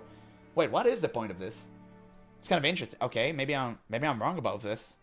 I don't know. Okay, I mean, let's try it regardless. Let's try it regardless, okay? Let's, I'll claim the tiles, and let's kill the soldiers. Before they actually come to life. Let's try to do it now. Let's just kind of see where it leads. And maybe I'm wrong about it, damn.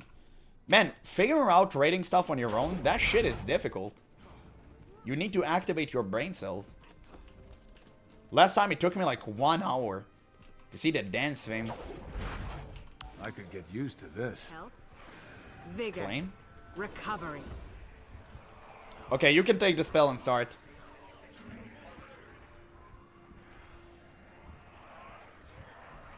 You can start. There we go. Okay, there we go. Let's maybe lead the boss here. I think the boss is on me. Oh, I'm tanking the boss. Why am I tanking the boss? I can't tank. I don't have tank build. Can't anyone else tank? Like, I don't... Why am I the tank? Oh, maybe because I took the claim part. No! Oh, dude. Okay. It's crazy. I'll claim the tile here. Can we get the J Scout? Oh, it's invulnerability. Yeah, I can't tank him, guys. I literally cannot take him. Immunity to condition and damage. Oh. So you have to kill him for him to go... to stand in place. Enemy game piece. What? Yeah, you were tanking because you took claim? Yeah.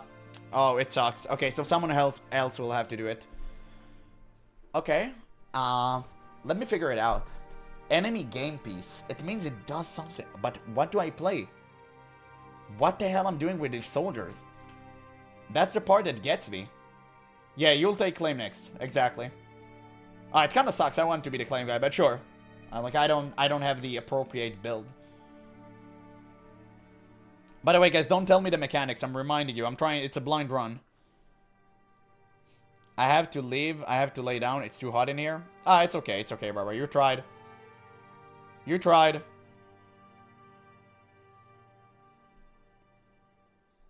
Good luck. Yeah, thank you. You can watch. You can watch. Don't worry.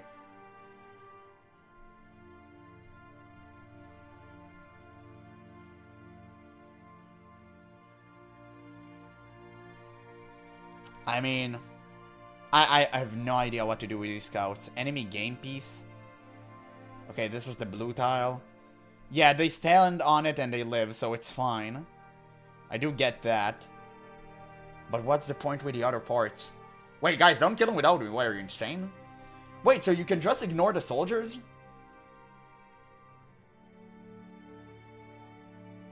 What is that? I don't get that part. Like, why are they walking so slowly?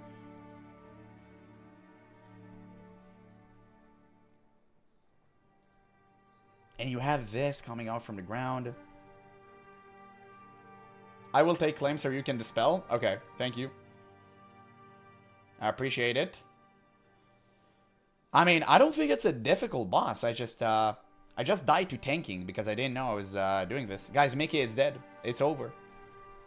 Okay, maybe we'll ignore the soldiers. Okay, let's ignore the soldiers. I don't think they're doing anything. I just thought they were, like, useful. Can you slash GG?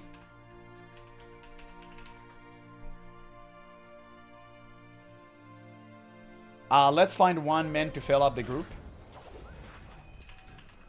Can we find one man to fill up? Or maybe we don't win. Maybe we don't need. Damn, Sind, what is that? Oh, nice. Nice. Oh, damn, Sind, I really like your cosmetic. Your transmog looks sick.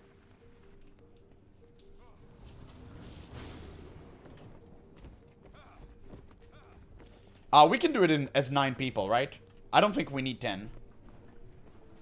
I don't think we need 10. Okay, I'll take the spell. Once I start, the battle starts. Wait, you just give me a minute. So, sorry guys. I mean, sure we can, but it's harder because CM. I don't know how to look for someone. If you can, just do it, but I don't know. Let's just try as 9 people. See what happens. I mean, listen, the only thing I don't know what the hell am I doing is, like, I can't figure out the soldiers. Like, for the life of me, I cannot figure the soldier mechanic. They're just menacingly walking towards us. Okay, let's just, you know, let's ignore the soldiers, see what happens. Okay, the dispel is 17-second cooldown. It's fine. We got to do it. CM makes it easier, bro. What? I mean, this time let's ignore the soldiers. Let's see if they do something. I don't know. I can't figure it out.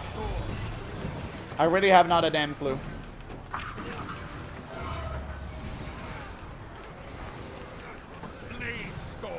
Okay, I can what? To what did I die now? I stood with you guys. Oh, maybe I stepped slightly over this. Bruh. Okay, okay, my bad. Maybe I didn't pay attention. I should be wary. I should be wary. Okay, unfortunately, you need to pick up this spell. So, yeah, they're just walking. Like, nobody cares. Mursat's shield, they have nothing else on them. I think it may just be a bait. It may just be a bait, boys.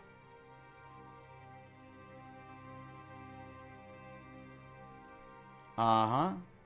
I think it's the arrow. The arrow is pointing about the tank. And as far as I got it, like, I wasn't tank. I'll watch the replay. I don't think I was the tank. Let's see to what I died, actually. I'll queue up the replay. Bad. Oh, I die now. What? Okay, I can this. What? Okay, I can. Okay, I can this. I died to some. Okay, I can. I died to some attack. I can't figure out what. I died to a certain attack. I got okay, I can this. What? Okay. Okay, I'm trying to figure out. No, I didn't. What? Okay, I. Okay, I. Bro, I don't know what I died to. I really have not fucking clue what I died to. I died to some oil spill. Like, I got bombarded by something. I have absolutely no idea what killed me. And it doesn't even tell you. I got bombarded by some black goo. Like, what was that? I have no idea what the hell was that.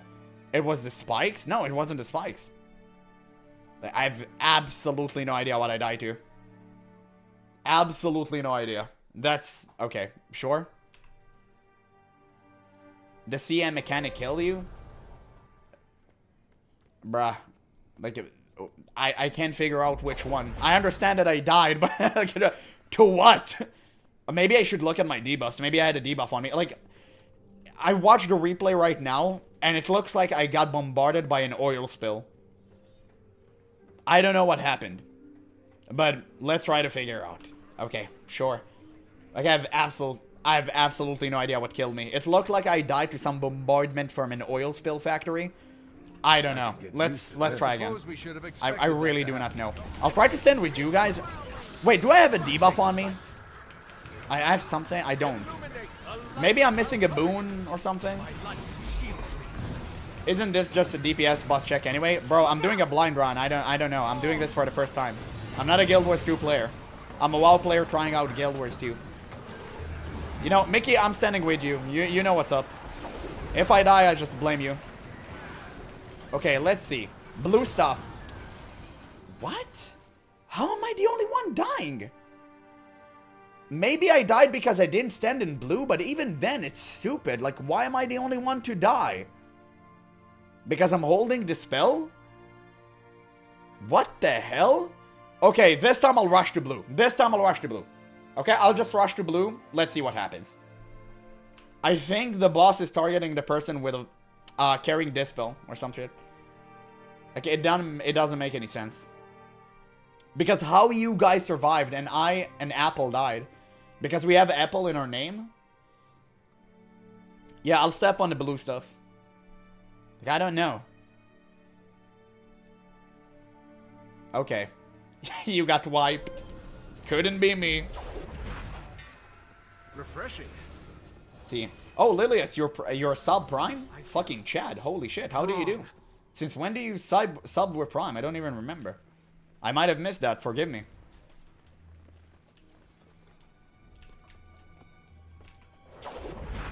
Okay. I didn't? Wait, it shows me you have Prime. Okay. Never mind. Like, I don't know. It showed me you have Prime. I didn't want to disrespect you in case you haven't. So, okay. Let's try it. I have Prime, but it's not on you? Oh, then fuck you, then. I'm just kidding. It's fine. It's fine. Don't worry about it.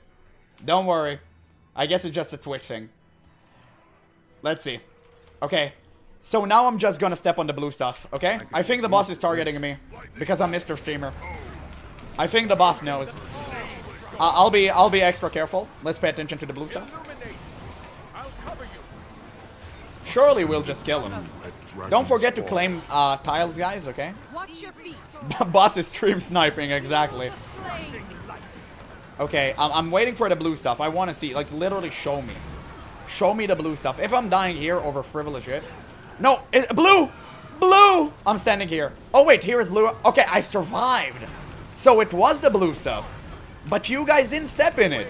I thought it was, like, unimportant. Okay, never mind. I guess it is what it is. Now I know. Now I know. Okay, any blue stuff? Man, it's so difficult trying to play the game and, oh, you would need to kill him? I'll dispel. There we go. Enjoy. Okay, blue stuff. Blue stuff. No! Okay, I forgot. Oh, okay, that was close. Our problem just got worse. So we can just kill the Jade Soldiers. I'm pretty sure I'm right, and we should have killed the Jade Soldiers. Are we dead? Wait, guys. No, let's stand here. Someone is not doing the mechanic. Guys, someone is not claiming the tiles. I think we're dead. Okay, we can just stand in here. I'm fine. I'm living. Yeah, someone didn't claim the tiles. Okay. This time I got it. The blue one. I died before getting it. Okay. I got it. I got it. Okay, interesting. I mean, that's interesting. Because you found the mechanic, I can tell you everyone's blue are different. You can't find this without checking the screens of your mates. Oh! Oh! Okay, okay, that's fine. Oh, that's fine. Okay, I get it. It's fine. Usually I'm against people telling me, but no, you're right. I would have never known that. Okay. Oh, that's good to know. So that's why people survived. Interesting. Okay, sure. Okay, I get it. I get it now. So, I think we can just ignore the statues because we're kind of power creeping over them. But I'm pretty sure I'm right and you should, like, kill the statues before they kill you. So, yeah, you need to step into the blue. Okay? You need to step into the blue. Blue is good. Blue saving you. So, don't forget about that. And, of course, just be careful of spikes. Yeah, simple WoW Raider get broken by simple mechanic. You're right. Oh, damn it. Oh, God. Imagine, I don't have an add-on that plays the game for me. It's too difficult. I need to use my singular brain cell. Like, are you crazy? You know I can't do that. Okay, let's try to pull it off. Are you guys ready? Okay, I'm assuming so. I don't know how to initiate a ready check. Just be safe. Did we not pick up anything? Hello, boss? Boss is baiting. Oh, it's bugged? Oh, okay, so let's /GG and reset maybe? Or maybe we... Oh, you deactivated challenge mode and now you're gonna claim it again? Oh, okay, okay, good. Fine. Attack my target. I'll go for the spell. I should try this out. What? He's bugged? What? Yeah, okay, let's walk out. Dude, the boss is just aura farming us. Imagine.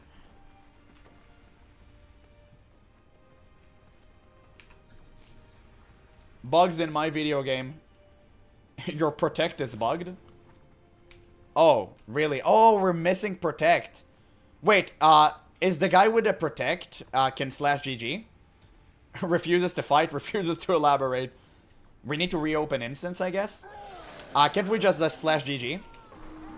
And it will come back? What the fuck? Is that a death animation? Let's try to /GG.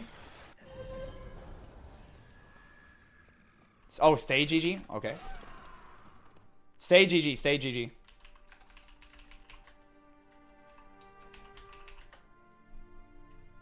Interesting boss. Surely a peculiar type. He's avoiding.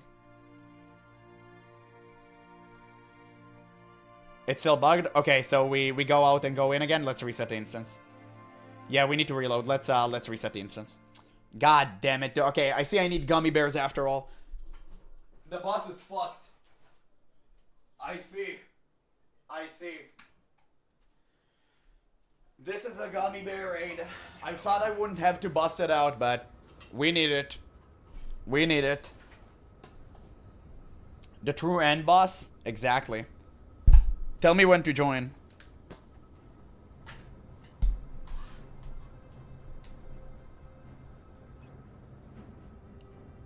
There we go.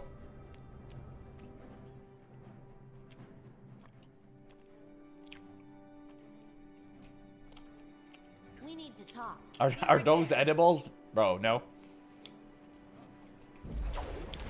All right, lead the way. Imagine being so scared of us. Of course, we have to find a dead body. I see we're late to the party. Totally not my fault. Shameless. Could you stop that already? Interesting. No. Dun, dun, dun, dun, dun. What was that?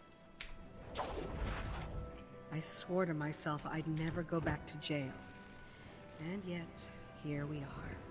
This one's for you, Sarantine.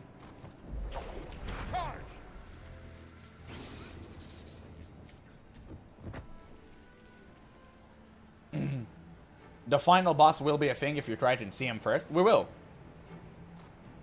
Obviously. I feel like we've stepped into someone's doorway.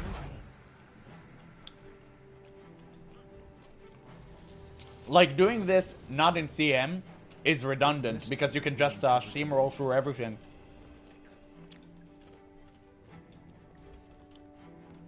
By the way, does CM give you like different loot?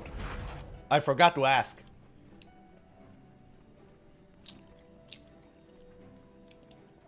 With the power of the gummies, it's easy? True. Actually true. Wait, so CMs does give you different loot? Oh, that's cool. Right. No, I mean like different items, not the mechanic. Obviously mechanics are different.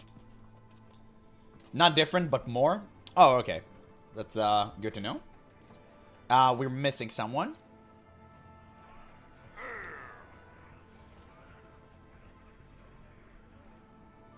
Okay, so I think we're ready. Let's try. Try this out. There we go. He's all good now. He woke up. There we go. We're getting him. Now he about to die. This is it. I'm trying to look out for the blue stuff. Imagine if this was World of Warcraft, by the way. Oh, well, blue stuff here. Okay, I'm fine. I'll just survive the heat. And I'll heal. Okay, good. That's good. If this was World of Warcraft, by the way, you would have had an add-on that told you exactly where to stand. You would have had that dispelling. If you want to kill him, I dispelled. Oh, shit, spikes! Okay, I dodged it. I dodge things. I'm a dodger. Kill the J Scouts, guys. I got him. I can dispel this idiot. Oh, blue! Watch your feet. I thought the ads do the spikes on the blue. I think we just, I don't know. I think we just let them fully materialize and kill them. I don't really know. Oh, shit. What is that? Can we take him back a bit? Okay. Oh, you claimed the tile? Okay, good. I think we can just kill him. No! I dodged. Oh, I dodged like an idiot. Okay, I survived. It's fine. It's fine. Blue is here for me. Great. I got lucky. Okay, thank God, never punished. Who died? Let's laugh at them. Any healers? Any healers in the chat? Any healers? Guys, try to kill the soldiers. People are dead. Alright, guys, we're dying here. Okay, where is this? I think that's a wipe. I think that might be a wipe. Nobody's claiming the tile. We're just dead. You need to claim the tile. Dispel? I dispelled him. Sorry. I was too invested. I was too invested in being a WoW idiot. Sorry. That's on me. Okay, blue is here. I'll heal you. I'm sorry. I'm just, I'm panic mode. I panicked and I choke. Okay, there we go. Nice. Okay, good mechanics. I think we're doing pretty great. Only 2 dead guys. Keep it up. 40%. Good. 40%. Awesome. Now we're cooking. Hard. Nah, that's good. Okay, blue is here. Wait, so you just need to tank him next to the, like, the center and you'll do fine? I feel like it's kind of easy. I don't know. Good job. Whoever tanks, by the way, good job, man. Like, holy shit, you're doing great. Okay, spikes. At least spikes are not different for everyone. There's something. I can dispel this guy in case you need. I don't know. I'm still feeling like we're skipping an important mechanic here. I'm pretty sure the soldiers need to be more difficult than this. But, okay. Like, I don't know. It just sounds kind of like that. But sure. Okay, we're about to kill him, boys. Don't panic, don't choke. 50%. Let's bring it home. We close. Nice, you claimed the tile. Great job. Jade soldiers are up. If we can get him, don't fumble. Yeah, sure. No! Oh, man, I didn't make it. Wait, what? What killed me? What killed me? Okay, you're kidding me. Okay, finish it. You got it. It's fine. I thought I was on time. What killed me? I wasn't? Bro, I thought it was literally... Like, I literally dodged into the blue. But sure. Make sure to get it, guys. Make sure to get... No, everyone's wiping! 5%! What are we doing? We're choking! We're choking! Get it! Get it! 2 people! 4%? No! I can't believe it. I can't believe it. Oh my god, we choked. We choked so hard. Oh my god, we actually wiped 3%. I can't believe this. Man, we've been way too lenient. No, that's our fault. Now we got cooked. I gotta watch the replay. I want to know what killed me. I'm 100% sure I dodged into blue the moment I saw it. Wait. Let's see. Let's see. What the fuck wiped me? No! Kill me. Jay, I'm checking the replay. What killed me? Bro, I can't even tell. Oh, I dodged too late. Okay. He's all... Okay, the spikes actually got me. Okay, sure. I guess. Wow, dude, that sucks. They barely got me. I think it's like a netcode issue. BRB 1 minute? Yeah, it's fine. It's fine. Just tell us when you're here. So, I think I just stepped on a spike. That's pretty much it. Don't start the fight. Wait for him. Wait for him. We'll initiate a ready check.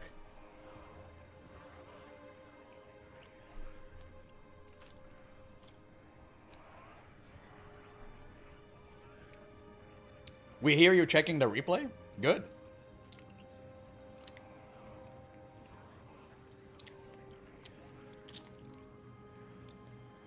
Interesting. That being said, it's like an okay battle. I don't think it's like that insane. But clearly we're missing a mechanic with the soldiers. 100%. I think we should stop all of them. But never mind. Let's just do it because we almost got it. And later you can tell me what I did wrong there.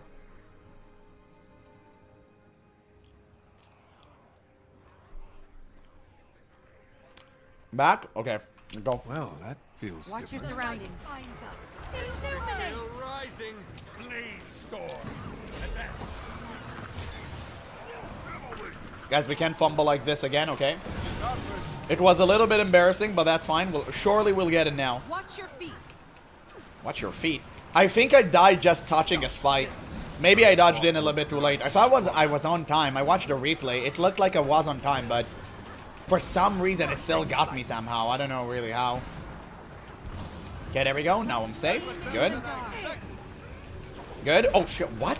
What is this game targeting system? Why did it automatically went on this guy? Okay, good job. Claim the tile. Good. I'll dispel. I'll dispel. Oh, it's sitting down. Okay, I'll dispel it again, I guess. I don't know if it helps. I'm doing random stuff. I'm panicking. There we go. I'll heal all of you guys. You are being healed. There we go. Got it. One of them just powered up. Dispelling. Dispelling there. Oh, no, I'm an idiot. Oh, my God. I jumped straight into it. Holy shit. Spikes are here. Okay, this time I'm being extremely careful. I need to be careful with the jump attacks, man. They're gonna do me. It's really gonna be the end of me. Okay, as I said that, I almost dived into my death. Okay, 50%. No one's dead. Good job, guys. Good job. I just need to focus. I need to lock in. There we go. Yeah, I'm dispelling. Dispelling. Okay, let's focus. Let's lock in. Resisting even Jormag's call. Bruh, nice heals. Good heals. Good heals. Good eels. Good eels. Very good eels. The eelers are really good. There we go. Blue is here for me. Okay, great. And there are some few spikes in here. So I should just instantly dodge immediately after. I survived. That's great. I'm 100% sure we're missing something with the Jade Soldiers, but sure. I think the map getting faster and faster. I think this is like a DPS check boss fight. And us missing one person is kind of screwing us over. But at the same time, okay, it's just making it a little bit more difficult, which is completely fine. Okay. Rush him down, boys! Get him. I'm here. There we go. Bruh, why do I have to ban some idiot from chat in the middle of a raid? So many bots on Twitch, Jesus. Bro, I'm doing a boss and I'm banning bots from Twitch. Like, that's crazy at the same time. You can say it's not based. Okay, there we go. 6%. Let's not choke, guys. Let's take it home, please. Oh, I got lucky. Blue is here for me. Okay, I got lucky. Do I need to dispel or just we kill him? I think let's kill him. Let's kill him. Just 2% to kill him. Kill him. Kill him! Okay. Whoa, that was close. Well done, guys.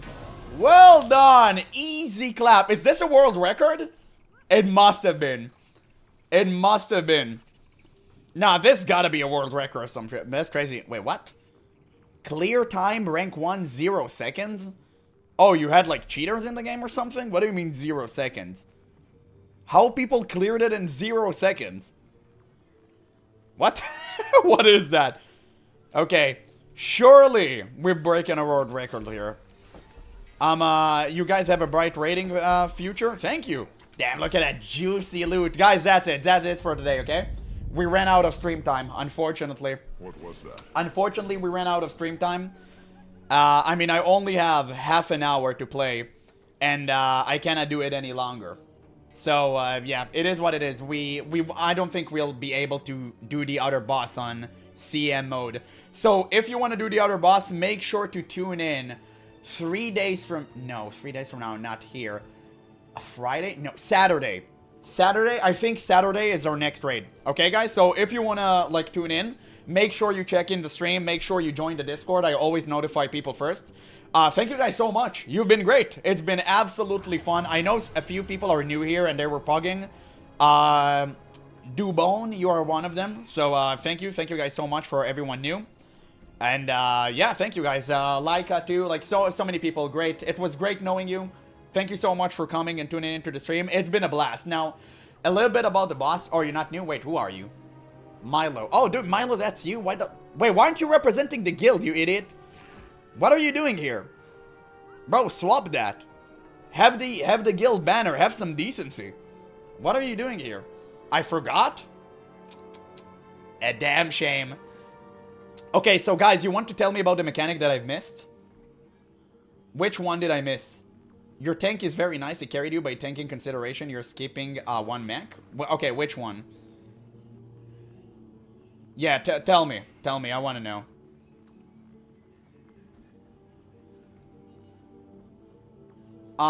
Soldiers powers up the tiles.